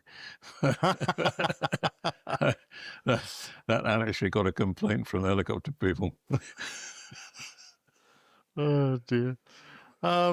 I love how you integrated yourself and 19 Squadron into the local community. You seem to have done that very It well. was made for us, and it was all to do with this squadron drink that we invented. Yes, the blue dolphin, and disgusting thing. I It translated straight into German as De Blaue Delphine. And they were exactly the right colours, the same as the local town. Ah. And the mayor was a real character called Willie Stein. And he took one look at this and adopted it as the town drink. Excellent. And on the Prinzen Frühstück, which is when the carnival prince has his breakfast, which is an alcoholic meal at about 9 o'clock in the morning, Willie Stein had a brandy glass with the biggest blue dolphin he'd ever seen, and he drank the lot. Perhaps you better explain what's in a blue dolphin. Right. It's very important that you put the Steinhager in first. That was the white. It was actually clear. Steinhager is a white schnapps. Ah, okay. It's a very nice white schnapps, unlike some of them. Okay. And then you put the blue in underneath the white. And what's the blue? Blue balls. Okay. And to do that... How did you get it underneath? Sorry? How did you get it underneath? We went to medical centre and got 1,000cc syringe. It sounds complicated. With a nice little plastic extension. And filled this thing up. And some of the doctors thought this hilarious. Some made you sign all kinds of forms that you weren't going to drug yourself with it. Well, in fact, you were, obviously. Yeah, good point. But a different kind of drug. Yes, but the key to it was the 1,000cc syringe. And then you could inject the blue balls underneath the white. Right. And the ladies enjoyed this? God, it went down like a sweet rocket, you know, and it went bang inside your stomach. They loved it, you know, more than the blokes. Oh, wow. Excellent. Excellent. I see that you went on the Royal Air Force Germany Winter Survival course. Yes. We both did that in Bad Kolgrup. Which seemed to involve a lot of skiing and drinking. Now, did you actually learn any survival skills? Oh, yeah, definitely. Yeah. How to survive in the winter in the cold. And I think it was very good. And you did a bit of resistance to interrogation training as well, I gather. Well, the night my navigator and I were a bit naive, and we decided to walk across the exercise area and just take potluck. And of course, the snow had frozen. So as you walked, your tracks went crunch, crunch, crunch. And we came to a forest track. And we sort of looked left and right. And we had the German ski troops out against us. And we went ding, ding, ding, ding, ding across the track. And this shadow arrived out of a ditch. Halt! And we tried to leg it, which was stupid. He was young and fit, and he hadn't got a big pack over his shoulder. And now you are prisoners. and so we followed the rules and submitted meekly. And he was big and strong anyway, and we were knackered. And he took us to a barn, and that was their headquarters. And this very nice German major said, he'd been watching all the movies. He said, for you, the war is over. Very good. He said, however, have some chocolate. And he produced a bar of Cadbury's, and he said, it is English, it is very good. Oh, thank you very much. And the Germans gave us soup and coffee, and it was all very nice. And in the middle of this, there was a crunch, crunch, crunch, and the door opened, and there was this English voice said, this looks like a good place to hang up for the night. And good evening. For you, the war is over. and then after we got ourselves thoroughly comfortable with this German alpine ski mob, and now, sadly, I have to introduce you to a colleague who is not so nice. And we were all shoved in a lorry and dropped off somewhere. And I never found out where because we were blindfolded. And that's when the interrogation took place. And that was quite valuable. Now, you have described numerous flying exploits in Germany in your book in wonderful detail, and we can't possibly ask you to remember them all, but can you recall one or two, perhaps? Well, obviously, I wrote the book. Go on then. Well, we decided one New Year's Eve to scramble at midnight. You see, you did remember one. Well done. and fly around Germany and check in with every single fighter control unit and wish them Happy New Year. Oh, very good. Oh, New Year's Eve, I beg your pardon. Okay. Wish them Happy New Year from RAF Air Defence. No. And that's what we did. And it's a 3, 2, 1, go, and roared off down the runway at midnight. And I did a low-level circuit around Wildenroth, and I lined up the Airman's Mess or the Melee Club and the Sergeant's Mess and the Officer's Mess, and went about 300 feet straight across the lot with the burners in. And nobody in the Officer's Mess heard. There was so much noise. And except a couple of guys that were standing in the French windows having a smoke, and they saw us go past. And otherwise, it was totally unremarked on. Oh, wow. Until 30 years later, and a bloke I was working with, ex-army pilot, lived in the flats off the end of the runway, and he said it was normally quite quiet, except for some bastard on New Year's Eve going straight over the flats. Brilliant. So, shall I tell him? Yeah, I went and got my logbook. He said, "You bugger, it was you." Yeah. Anyway, we then climbed up, and we checked in with Goodisloe. No, you can't do a low-level fly past. We got a noise issue here, didn't you know? And I saw all these fireworks exploding all around Goodisloe. I said, yeah, I understand. And then we checked in with the first fighter control unit, and we went right up the border.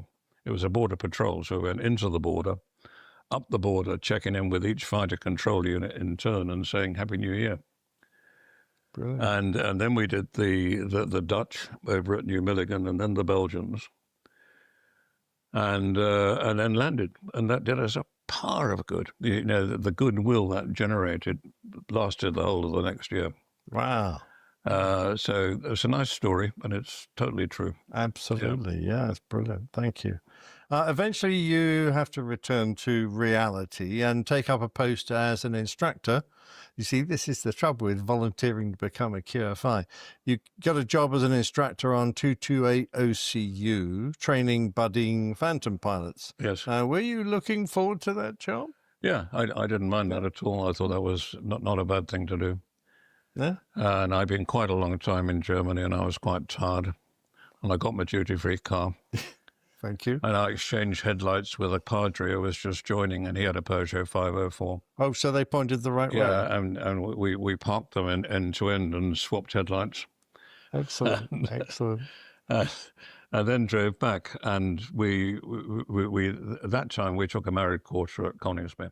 Now, your time there on the OCU was actually quite short, but it was studded with attaboys, including a Queen's Commendation, the post of the Station Flight Safety Officer. I'm not quite sure whether that's an attaboy or not. But Yeah, you that was became all right. I didn't mind doing that. That was quite interesting. excellent. And you became an instrument rating instructor, and you renewed your A2 QFI status on the Phantom, which takes some doing, because it's not an easy aeroplane to instruct from in the back seat, is it? No, the view is But pretty particularly when I awful. had to land from the back with a flap failure. Oh, yes. Tell us about that. Yeah. Well, I was flying with a guy on his first trip, and so he'd never landed a Phantom ever. And you probably remember that we would approach with a GCA, a ground-controlled radar approach. And if the guy was doing all right, we'd let him do a touch and go, and then take over as he climbed off into the circuit and demonstrate a circuit. And if he wasn't doing all right, then we'd overshoot him and do the same thing. And in this case, we got waved off. There was somebody on the runway. They said, go around. And as he brought the flap up, there was a massive bang, and one flap came up and the other flap stayed down. And what do we do now? You see, and then the down flap gradually blew itself up. And then the reality hit that, oh my God, this kid has never landed a Phantom ever.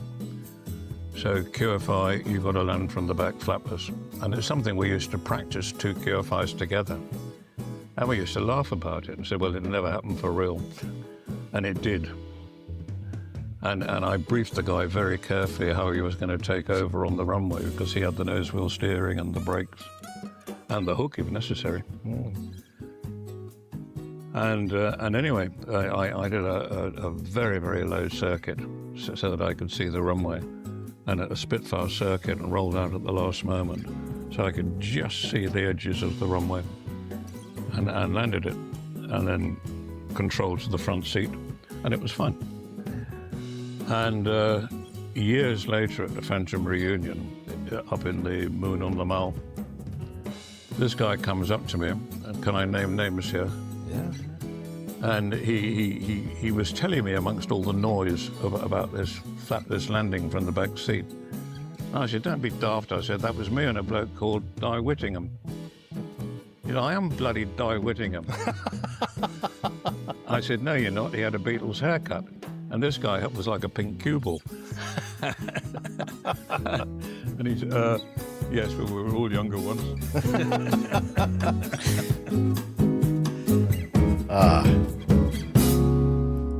I love those plain tales, Captain Nick. Wow, and what a character that guy is. I don't hear you. You're still muted, I think. Thank you. Sorry, Jeff. Yeah, Alan Munro. We've been talking about his book, last couple of plain tales, and I might have enough for one more, because he does tell some really good stories. He's a real character. And how old is he again? 80 something? Yeah, he's mid-80s. Because it was very about sharp 10 years before me in the Air Force. So yeah, and he's doing very well. Yeah, nice chap. Very nice, very nice. I love all the stories. All right. I think now then we can move on to our feedback section. Here we go.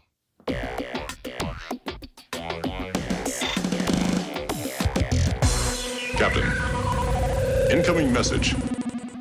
Okay. Let's see. We're going to skip this one again because Camacho's not with us. Liz is typing something, so I'm going to wait and see what she has to say. About 40 minutes remaining. Okay. All right. We're going to start the feedback segment with this from Texas Anlashock. The title of his feedback, What Has Been? Greetings, Captain Jeff and the APG crew. So I recently went on a trip to Washington, D.C., and I thought I'd share some thoughts. One of the highlights there is, of course, the National Air and Space Museum and the Udvar-Hazy Center. It got me thinking a bit about the approach museums take in presenting their exhibits. The Air and Space Museum itself has a kind of immersive approach. For example, the display of the ship of Theseus, that is partially comprised of components of the original 1903 Wright Flyer. No one seems to know just how much, but the initial rebuild was done by Orville Wright himself, so there you are. It's an entire section themed to resemble turn of the 20th century America, literal walls of text about the Wright family, interactive displays, and sound effects almost like you're at Disneyland. The Udvar-Hazy Center is much more straightforward. They do have some interpretive displays, but for the most part, it's here's the thing. Here's a placard saying what it is and why it's significant, and that's about it. I guess you'd call the distinction display-based museums and artifact-based museums, just something I noticed.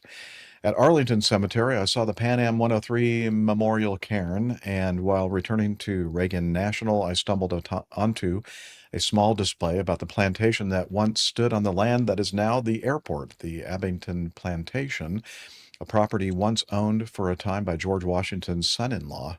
Parts of the plantation house are still on the premises, but I wasn't able to check it out. This got me to thinking about what the airports were before they were airports. So I began punching in a few, and here are the Google Gemini summaries of a few of them. I guess that's Google's Chat GPT AI thing. Let's see. The original land for what is now Los Angeles International Airport, LAX, was originally part of the Bennett Rancho, a property that pioneer aviators began using as a makeshift landing strip in the 1920s. The site, located in Inglewood, California, became a formal airport and was known as Mines Field before being dedicated as the Los Angeles Airport in 1930. The original land for JFK Airport was a marshy area on the south shore of Queens, New York, which included the Idlewild Beach Golf Course, a summer hotel, and the Jamaica Sea Airport. The airport began construction in 1943 to relieve congestion at LaGuardia Field. The original land for Atlanta's airport was the 287-acre abandoned auto racetrack known as Candler Speedway. The city began operating it as an airfield in 1925 under a 5-year rent-free lease from the property's owner. It officially became the Atlanta Airport in 1927 after the city had acquired the land and began to develop it. That was my trip. I did a few other things not strictly aviation related, like the International Spy Museum, which was very interesting, and Capitol Tour, but I did have one last little coda. My flight out of Reagan National was aboard November 8964 Lima, serial number 68926, Southwest's, at the time, newest 737 MAX 8, delivered August 26, literally while I was still on my trip. So that was neat. That's all for now. Clear skies to you all. This is the Texas and LaShock signing off. Thank you, Texas and LaShock.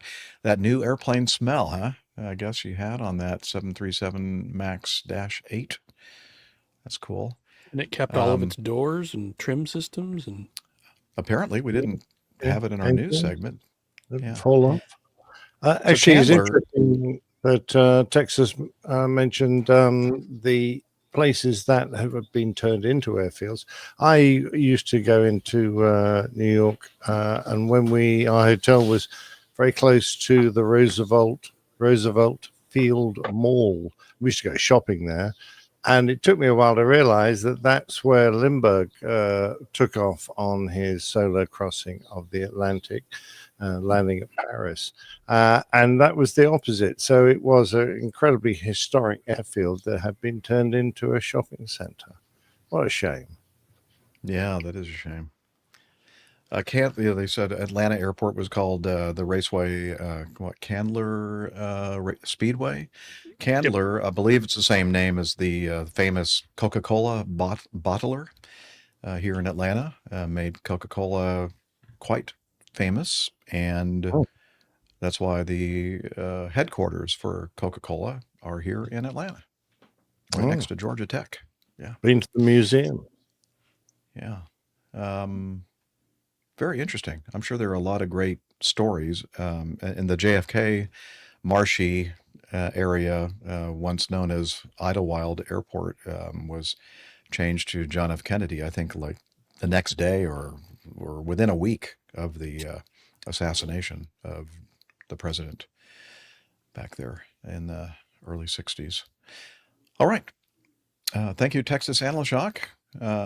Let's continue on with this from Sam Dawson. Now, he sent us a link to a Blanca Lirio, Juan Brown's YouTube channel of the Hoppajet Flight 823 NTSB public docket.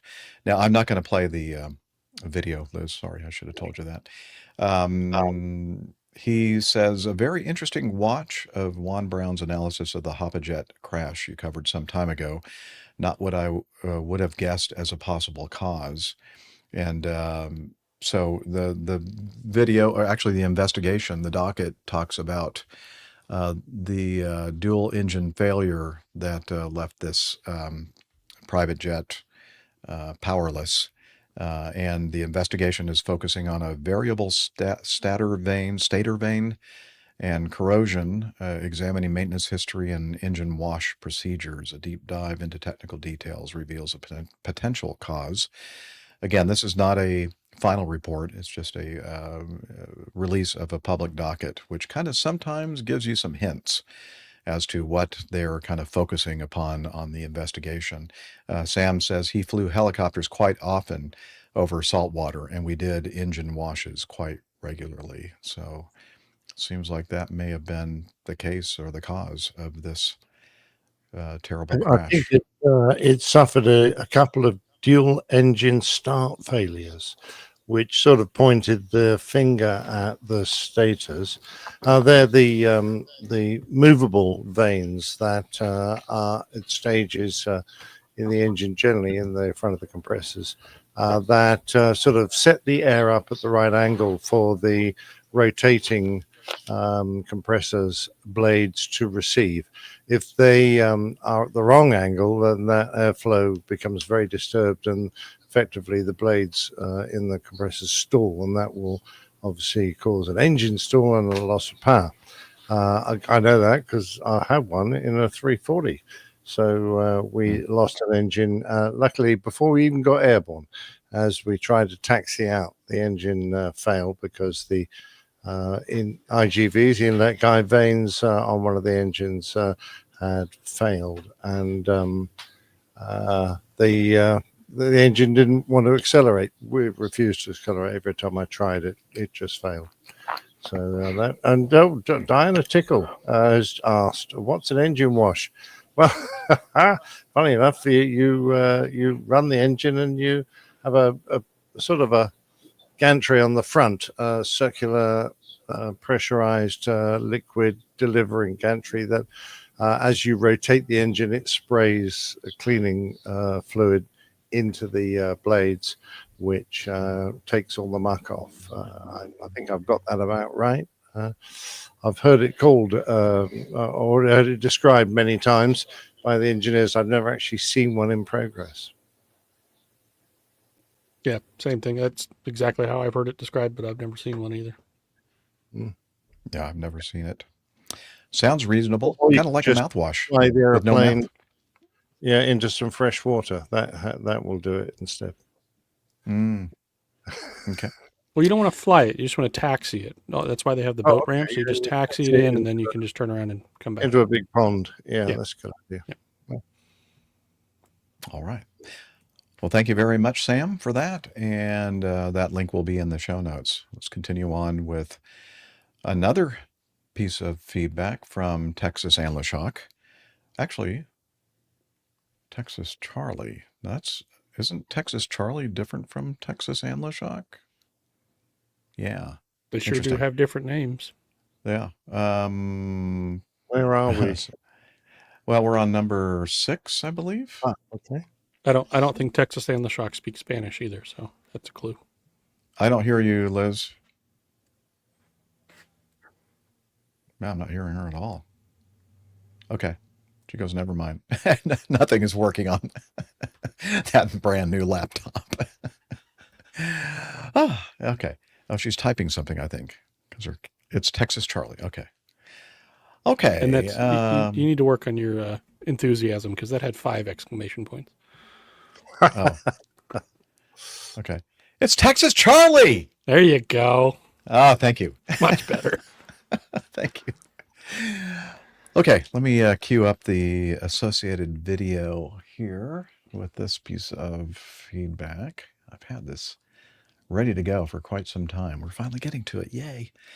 Okay. Howdy, y'all. Okay. This piece of feedback from Texas Charlie. Howdy, y'all. The story here that in March 2022, this Indian Coast Guard Dornier 228-101 suffered a runway excursion after landing at Kanpur Air Force Station in India. The aircraft had suffered a number 1 engine failure, the left engine, and the crew had feathered the propeller. During landing rollout on runway 14 at Kanpur Air Force Station, the aircraft veered to the right, skidded off the side of the runway. The aircraft ran over an uneven part of the terrain, causing the nose landing gear to collapse. It then struck an airport structure and came to a stop. The 4 occupants escaped unhurt. Reports are that the plane didn't suffer major damage. So just 4 sets of jockey tighty-whities were lost in the incident. All I can say is that Dornier builds some tough wheel struts. Okay, so let's have a look at this and see what he's talking about here. Okay, here comes the Dornier 228-101 for landing at the... all right, isn't it? What's wrong with that? It looks fine. Oh, it looks fine. Yeah, I don't know. Floaty, Reasonably nice touchdown. Yeah. And yeah, it's not Oh, super high oh, resolution video. It doesn't. Wait, Uh-oh. what's he doing that for? I don't know. He's trying to avoid a squirrel or something on the runway. I don't Cross know. country. Oh, the Met man will not be impressed. That was the Met monitoring box that has all the meteorological instruments in. He just took out. Oh boy. All right, let's go ahead and shut down number 2 engine. And okay, let's get out of here. There's 1, there's 2. Just by the way, pretend it wasn't us. And then they're going, okay, hey guys, we should get out now. Okay, come on. Nice job, by the way, on that landing. I like the one who's climbing out the window. Yeah. I guess that is Oh, is technically that on the a other door, side? but it looks like a window. Oh, yeah. There we go. All right, all 4 of them are out safely. They look like they're not injured at all. Yeah. Interesting, yeah. So as he says, looks like Dornier makes some really tough wheel struts. Yeah, they sure do. Except for the front one. Yeah, the one in the front didn't do so well when it hit the concrete, whatever that was. The berm. Yeah. Okay. Thanks, Texas Charlie, for that. That was kind of amusing. I mean, we think it's amusing, but the people involved in the incident probably don't. So what have we learned? With an engine out, don't go to max reverse thrust. Yeah, probably not a good idea unless you're using a heck of a lot of opposite rudder and maybe some differential braking to keep it going straight down the runway would be nice. Yeah. But yeah, as you said, AJ, looks like there was plenty of runway there that they didn't need to spin up that right in number 2 engine so high in reverse. All right, let's continue on with this from Big Ron Buckwell. He's got an update. Hi, Captain Jeff and crew. Just to let you know, I'm still kicking about. That's good to hear, Big Ron. Still listening to your great podcast. Oh, and still have my number plate. Oh, nice. We're an all-electric car family now. Do you think there'll ever be electric airliners? Big Ron. So he sent in a photo of his electric Hyundai, I think. Isn't that what that is? Hyundai. And as VC10 Ron, his nameplate there on the front of that nice electric car and nice electric vehicle. His question is, do we ever think that there are going to be electric airliners? Probably not anytime soon until they figure out the energy density problem with the batteries and the weight. Would you consider a airliner with a small nuclear fuel cell that powered electric ducted fans to be an electric airliner? I would. Yeah, I guess you could call that a hybrid. I think that's more likely than a pure electric battery airliner. That solves the issue with the heavy I think they'll batteries. go either hydrogen fuel cells or hydrogen fuel for the engines. Mm-hmm. That's probably going to happen before the nuclear nuclear option. The old nuclear option. Okay. Possible show title. I don't know. We'll see. That's interesting. Okay. Yeah. So that's what we think about the possibility of electric airliners. Big Ron, thanks again for letting us know that you're still alive and you're still listening, and we do appreciate that. This from Steve Simpson. Oh boy. Okay. We still haven't heard from Richard Nash regarding his feedback regarding -8/-800. But Steve is going to try to help us with this issue. Good morning, crew. Well, might be morning wherever you are. I had to chuckle at the artwork for this episode. Being a balding, slightly overweight Simpson, I felt like it was designed for me. Okay, he's talking about the show cover art for the Nuclear Power Guy. Nuclear Reactor Guy. Nuclear Reactor Guy. That's it. I knew that was wrong when I said it.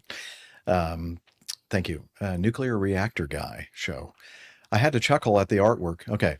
Even more so when you spoke about aircraft switching runways at the last moment. I was on a Swissair A320 heading into Zurich, and we were over the threshold to runway 16. We made a last moment switch to runway 14. Obviously only a 20-degree turn and with the runway offset, not an issue. I've also been meaning to look up the Boeing production lists for the Boeing 747-8 and then parentheses 00, as the early ones were delivered with a 747-800 sticker on them. Ooh. The latter ones were 747-8. Oh, that's interesting. I've been intending to see at what point the change was made, but I haven't had time since I retired. Captain Nick and I, and Liz, understand exactly what you mean by that. Korean Air reference to theirs as 747-8 B5s, and Lufthansa 747-830s. And thank you for not using apostrophes, Steve. He knows how to use apostrophes. I love that. So in conclusion, I think both nomenclature have merit and are correct. Hope that helps. Steve. Yeah, it did, Steve. So, two things. I think he knows how to not use apostrophes. Well, okay, I guess you could say it that way. He knows that it's proper to not use an apostrophe when you're talking about plurals. Correct. So he knows how to not use them.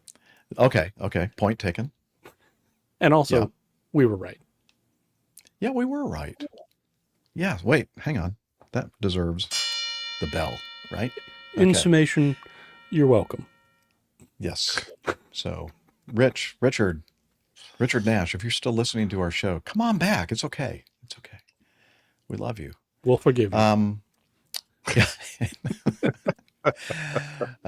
We also received this from Henry, and I'm not going to try to pronounce his. I know we've tried to pronounce his name in the past, and we're just going to give up. It starts with a C and ends with a K. It has a lot of Sizzlerchick. Okay, there you go. According to AJ. What about possessive plurals? Marin asks. Possessive plurals. Well, then you would have the apostrophe after the S, correct? Precisely. AJ? Yeah. Indubitably. And where do you put an Oxford comma? I've always wondered about that. Well, we could. And they really get pissed when you do that. Yeah, that's right. Take your commas back to Oxford, thank you. Okay. I'm a big fan of the Oxford comma, by the way. I think this is a message from Liz. I know. I see the message from Liz. Okay. Anyway, back to Henry. Sizzlerchick. How do you say that again? Sizzlerchick. Sizzlerchick. Just no de-icing? twist your mouth a little bit. You can say it. Okay. So Henry from Berlin sent this in a while back, and we're just going to quickly mention or say thank you for doing that. But it's something that we have covered before, at least a couple of times on the show. But it, you know what? Heck, I'll just go ahead and play a little snippet if you'll put that up on the. Yeah, thanks, Liz. Here we go. So this is I should have turned the volume down. A video clip. I'm going to turn that down here. I'll probably forget to turn it back up, but it's a A320 right wing, and it has a lot of snow on it. And they're doing their de-icing procedure right now as the airplane's rolling down the runway, letting the airflow take all of the collected snow. Well, not all of the snows, most of it, off the wing surfaces, and then they take off, and obviously it's creating lift. Yeah, so we get to look at that one more time. He said that he's very interested in our assessment. Would you consider this safe? I'm not sure I would consider it safe, but I would consider it what they did for them was safe. But I can definitely tell you that the regulatory agencies for most of the world would frown on what they did there, and not having the lifting surfaces completely clear of contaminants such as snow and ice. I've always had a wonder about that, especially on bigger airplanes. So you're taxiing out and it is actively snowing. As you're taxiing, you're going to be collecting snow. It's inevitable, right? Yeah. We have an answer. Go ahead. There's type 1 and type 4 fluids. There's also type 2 and type 3, but the most commonly used ones in modern times are type 1, which is a de-icing fluid. So that type takes 4 is an anti-icing. And then 4 is anti-icing, which Captain Nick will probably be able to tell us a little bit more about the type 4 fluid and what its purpose is. Well, it's a very viscous gel that sits in a layer on the flying surfaces, and as the snow lands on it, it is absorbed into the type 4. And the holdover period you are allowed before you have to go and retreat the aircraft with more anti-icing or de-icing and anti-icing depends on the intensity and the temperature and the type of snow, because eventually the gel will become overwhelmed and the snow will start to lie on the surfaces and won't be absorbed anymore. So that gel is supposed to shear off and slide off the wing because it's quite a thick layer as you reach flying, or before you reach flying speed. So usually just over 100 knots. So could that not feasibly be what we just saw there? I don't think so, because there's too much snow sitting on top of, if they had anti-icing gel on there, whichever type it was being overcome by the amount of snow. So I would say there's way too much snow on that.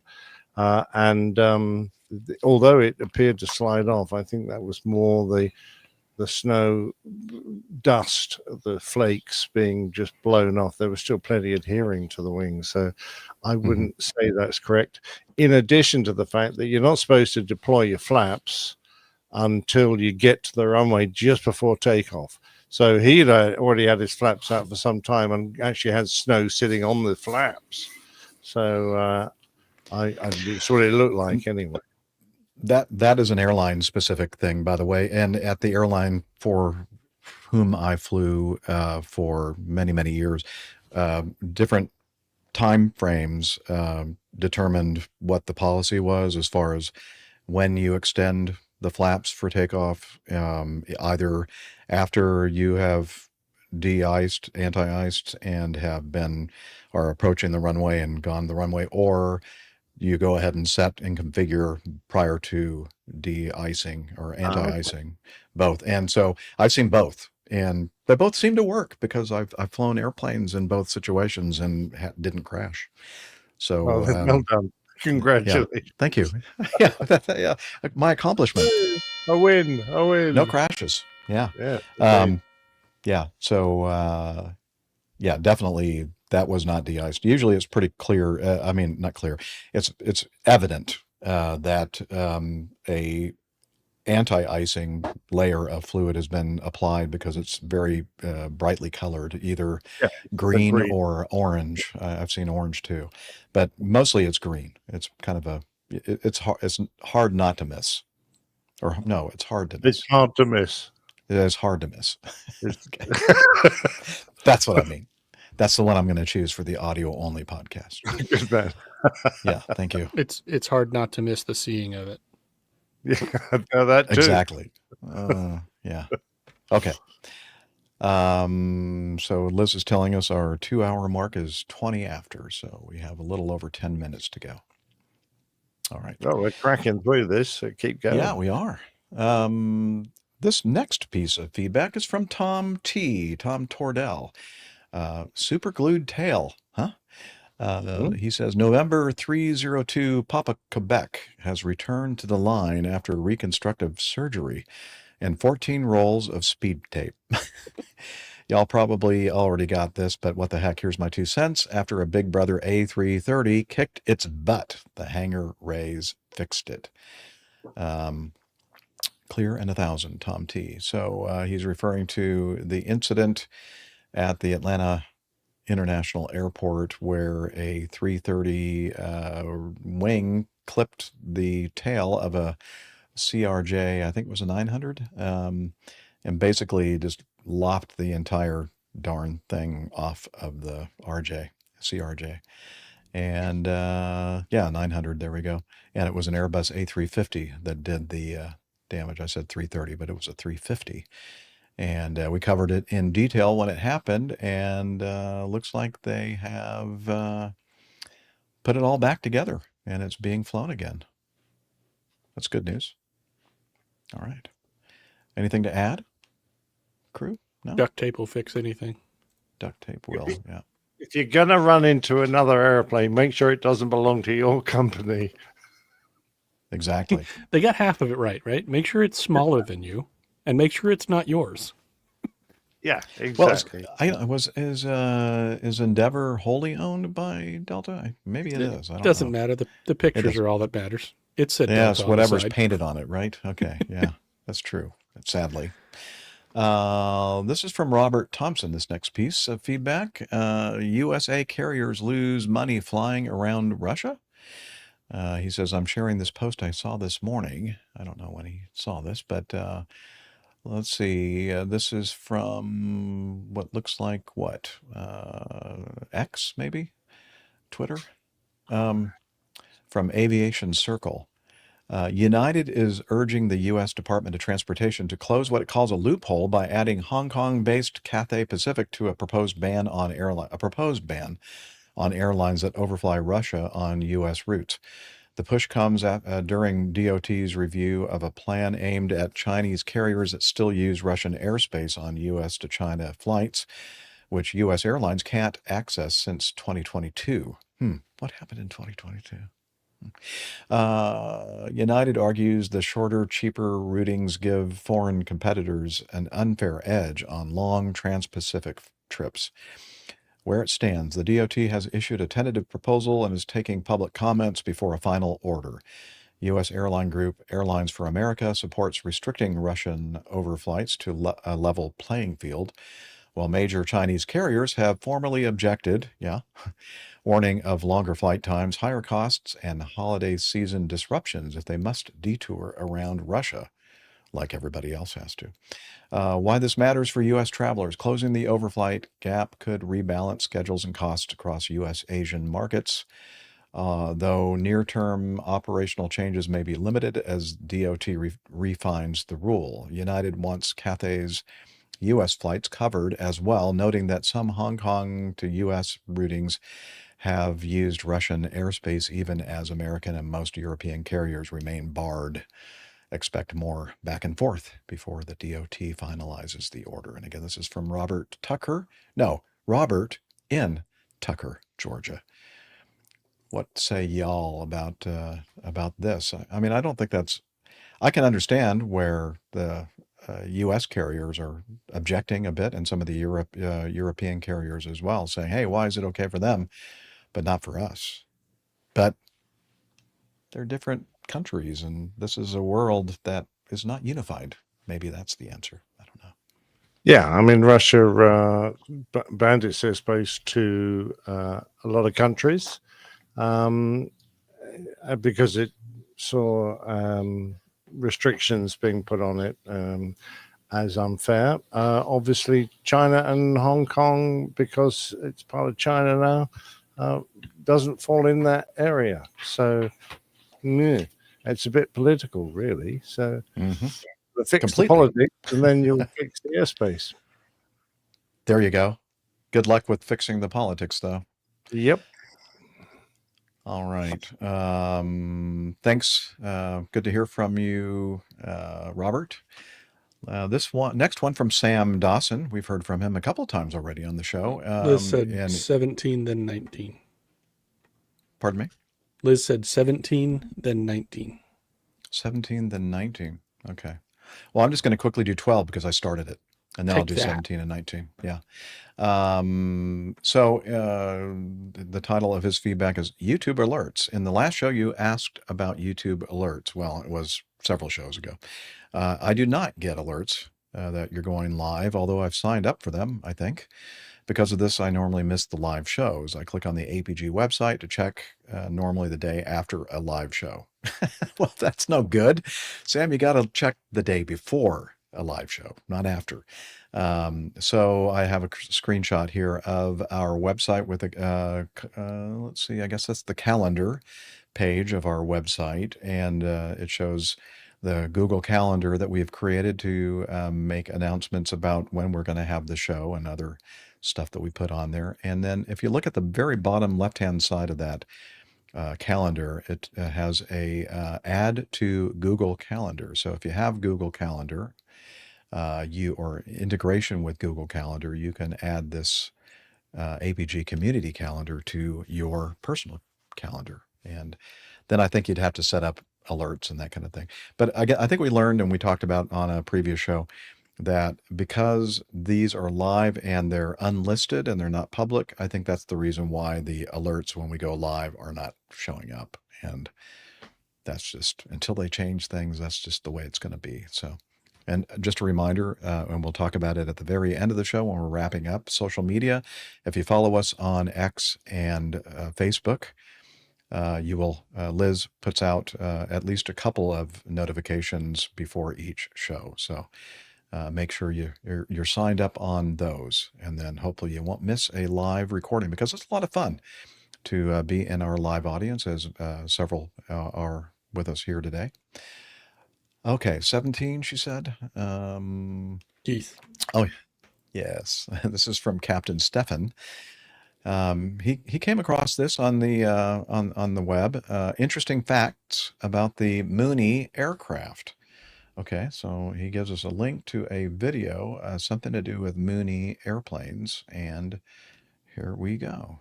Yeah, we'll put that on the stage, and then I'll hit the return button, and then we'll watch this video. Okay. A lot of people ask me why the Mooney tail looks like it's on backwards, and it actually is on backwards. But that's a design feature of the airplane. As you guys know, airplanes have to land into the wind, right? So if the wind is not going down the runway the right direction, you have to land backwards. Most airplanes can't do that. The Mooney can, because the tail's on backwards. And I know a lot of you guys probably don't believe me, so here's a video of me landing in my Mooney backwards down the runway. Actually, a pretty good landing. Wow, very nice. Yeah, You know, I hadn't. He left putting the gear down a bit late, I thought. I was going to say the exact same thing, but when you land backwards, you can't afford the extra drag until the last second. Yeah, it's a timing thing. Yeah. I guess, do you like have to turn your head all the way around to see the runway behind you, or do you like No, use there's a periscope. The seat swivel. A periscope seat swivel. Very good. You know, I've always people have always wondered about that tail, but now we know the answer. There's a switch under the dash as well that reverses the controls, so you don't have reverse authority. So it flies normally. See, it's actually really easy. And then iHall Boxes says, "Oh look, the pilot put it in reverse." Yeah. Does it beep going backwards? I don't know. Probably all the noise from the propeller and engine it drowns out that beeping noise. Only on the taxi. It doesn't do it on final. Okay. Thank you, Captain Stefan, for that. It's always good to, increase our knowledge of Mooney airplanes. And speaking of little airplanes, general aviation, a very little airplane, a Carbon Cub. Merle sent this in, and I don't believe I know it said video here, but I didn't download the video because it's just basically a Carbon Cub, which is what would you call that? A replica of the Piper J3 Cub? An homage. An homage. Okay. Liz is showing a still photo of one of the Carbon Cubs. I guess it's the one that was involved in this piece of feedback. Is that Adam? That guy in the middle is the guy who did the flight.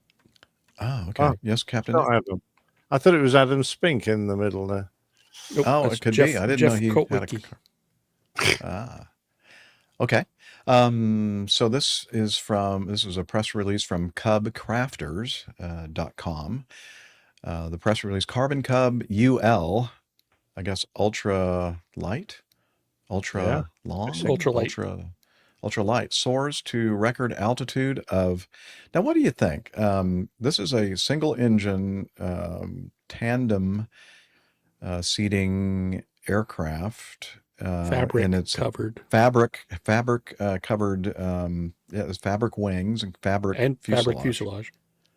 And as AJ mentioned, John Kotwicki, there's a picture of him flying the airplane at 37,609 feet. That's the unofficial new service ceiling for the Carbon Cub UL. Now, I wouldn't recommend, if you own a Carbon Cub UL, doing this. It doesn't seem like something that would be that practical.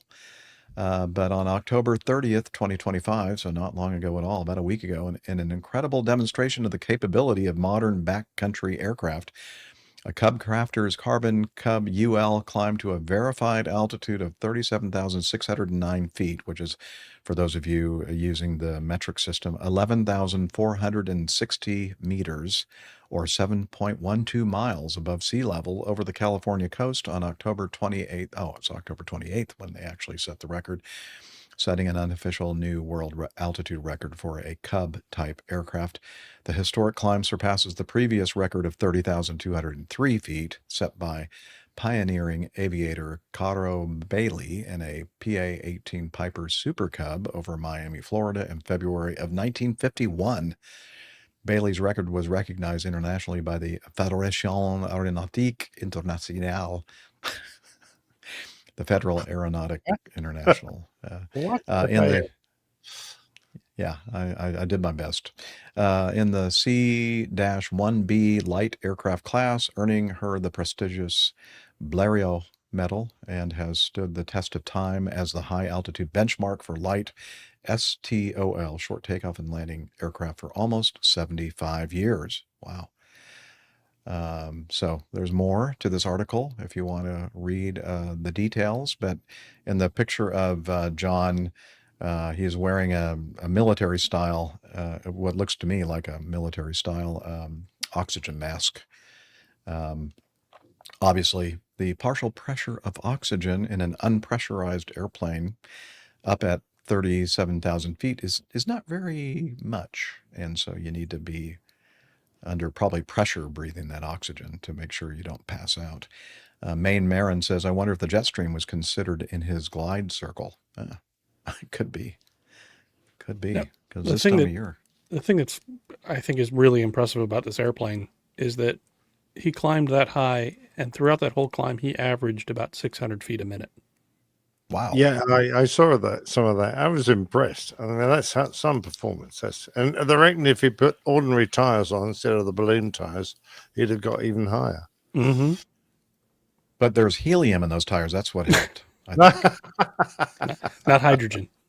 Yeah, because hydrogen is explosive. It's lighter than helium. Let's see, it's a Rotax, right? What kind of Rotax? How many horsepower? It could be road tax, but it's it's a 916 IS. It's I don't remember what the horsepower is on it, but it is turbocharged, which is part of why he was able to do that. Yeah, because otherwise, probably normally aspirated wouldn't be able to run that high, right? Correct. Or if it did, it probably wouldn't be producing much power. All right. Well, very interesting. Was it supercharged? This turbocharged. Turbocharged. Okay.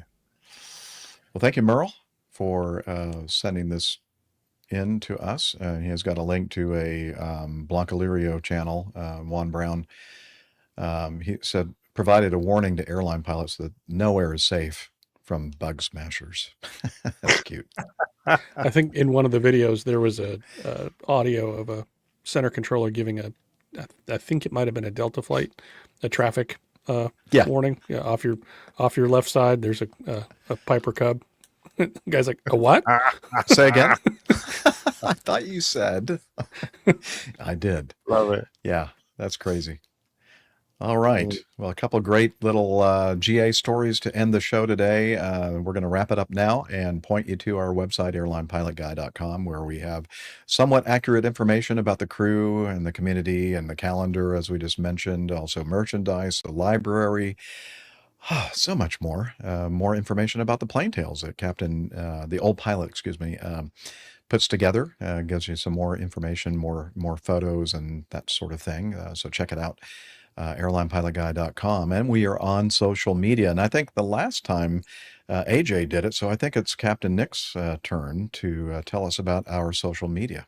Yeah, if you're a fan of Faceplant, then you go there and just search for Airline Pilot Guy. That's all one word. Does that mean you're an ex-contributor if you Could be. stop being on X? At APG Crew is our handle there. The Instas, where I stick a lot of the artwork. If you're interested in looking at that, then Instagram.com/APG Crew.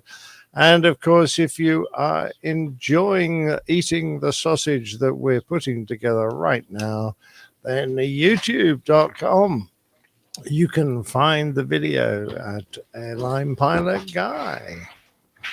And it's very, very sweet smelling sausage. It's not stinky at all. So come over here and check it out sometime. Tastes dreadful. Oh, well, I don't know. I think it tastes good too. And it's certainly not pretty to watch. Well, no, that's for sure. It's not. Speaking of not pretty to watch, Hillel, can you tell us about Slack? Okay, but I'm dripping wet. Sorry, Hillel, I'm just kidding. Come on over here and tell us all about it. APG listeners, please join us on our Slack team. Slack is a communication, coordination, and sharing platform that works on your mobile, laptop, or browser. On Slack, we share news and ideas, we suggest episode and Plain Tales topics, we plan events and meetups. To get into the Slack team, please email me at slack@airlinepilotguy.com. That's SLACK, Sierra Lima Alpha Charlie Kilo @airlinepilotguy.com. Or send me a tweet with your preferred email address to @Hillel, and I'll send you an invitation. That's Hillel, spelled Hotel India 11 Echo 1, and see you in Slack. Thanks a lot, Hillel. Mind if I use your razor, Jeff? Yes, I do mind. Thank you very much. All right. Thanks a lot, Hillel, for creating and managing our Slackers. And we'd also like to thank our producer, Liz. Hey, Can you hear me? Yes, we can. Yeah, Great. like really loud all of a sudden. Just like, Yeah, brilliant. And you look as clear as crystal. yep, no light diffusion or anything. So thank you for all the behind the scenes activity and nonverbal communications. I'm sure there was plenty of verbal communication. Just thankfully it was muted. Yeah, we couldn't hear them. Couldn't hear it. Thank the Lord. And we'd also like to thank our live audience, our live chat folks, for showing up today and providing information and entertainment and all that. So again, just a reminder, follow us on the social medias and join us for a live recording. I think you will have a good time. And finally, we'd like to say we hope to see you again next week, and wishing you clear skies, unlimited visibility, and tailwinds. Take care, and God bless. Ta-ta for now. You're welcome. See you next time. Oh, Oh God, it's over. Good job. Good job. All right, Nick, I've got some suggestions for you here. Oh, thank the Lord for that. Okay, this first one was from MetroDoc in the chat room. It was Drifting Dornier. I think he likes the alliteration there. The rest of these are mine. I have to take responsibility for them. We had the nuclear plant guy. Now we've got the nuclear plane guy, because we're going to have a nuclear plane guy. We have engine wash, if you can do something with that. I don't know. We have duct tape and super glue. So we put that plane back together with duct tape and super glue. We have reverse landing. And last but definitely least, bug smashing record. So it's sort of the play on words with smashing. It's a bug smasher, and it was smashing the record, and it bug was smashing record. Oh, yeah, that's yeah. cute. Now Micah's got backwards down the runway, which is sort of the same. Yeah. Yep. Quite strong struts. Hey, that lady over there has quite strong. Yeah, look at that girl strut. Woo. Yeah. What do you So are we think, looking Nick? at her strut or her struts? I don't know. Mm. Stress on her struts. Look out, stress on her struts. Can you work with anything there, Oh, Nicholas? Yep, plenty there. Thank you. That's good. Okay, everybody. I think Captain Nick has to toddle off to bed soon, so I think we'll say ta-ta. 23:30 according to my clock. Oh, Did you just call Nick a big toddler? no, I did not. It's always Behind his rude. back, she does, but not in front of him. Not to his face. Never. She just said he has to toddle off, and who toddles? Toddlers. Well, that's true. Us old people toddle too. Don't get it. Don't. Yeah. All right, I guess we're everybody. just old toddlers. Yeah. Thanks for joining us. Always Yeah, like great to to see have you you. all. See you next time. Bye. All the best. Cheers. Bye. See ya.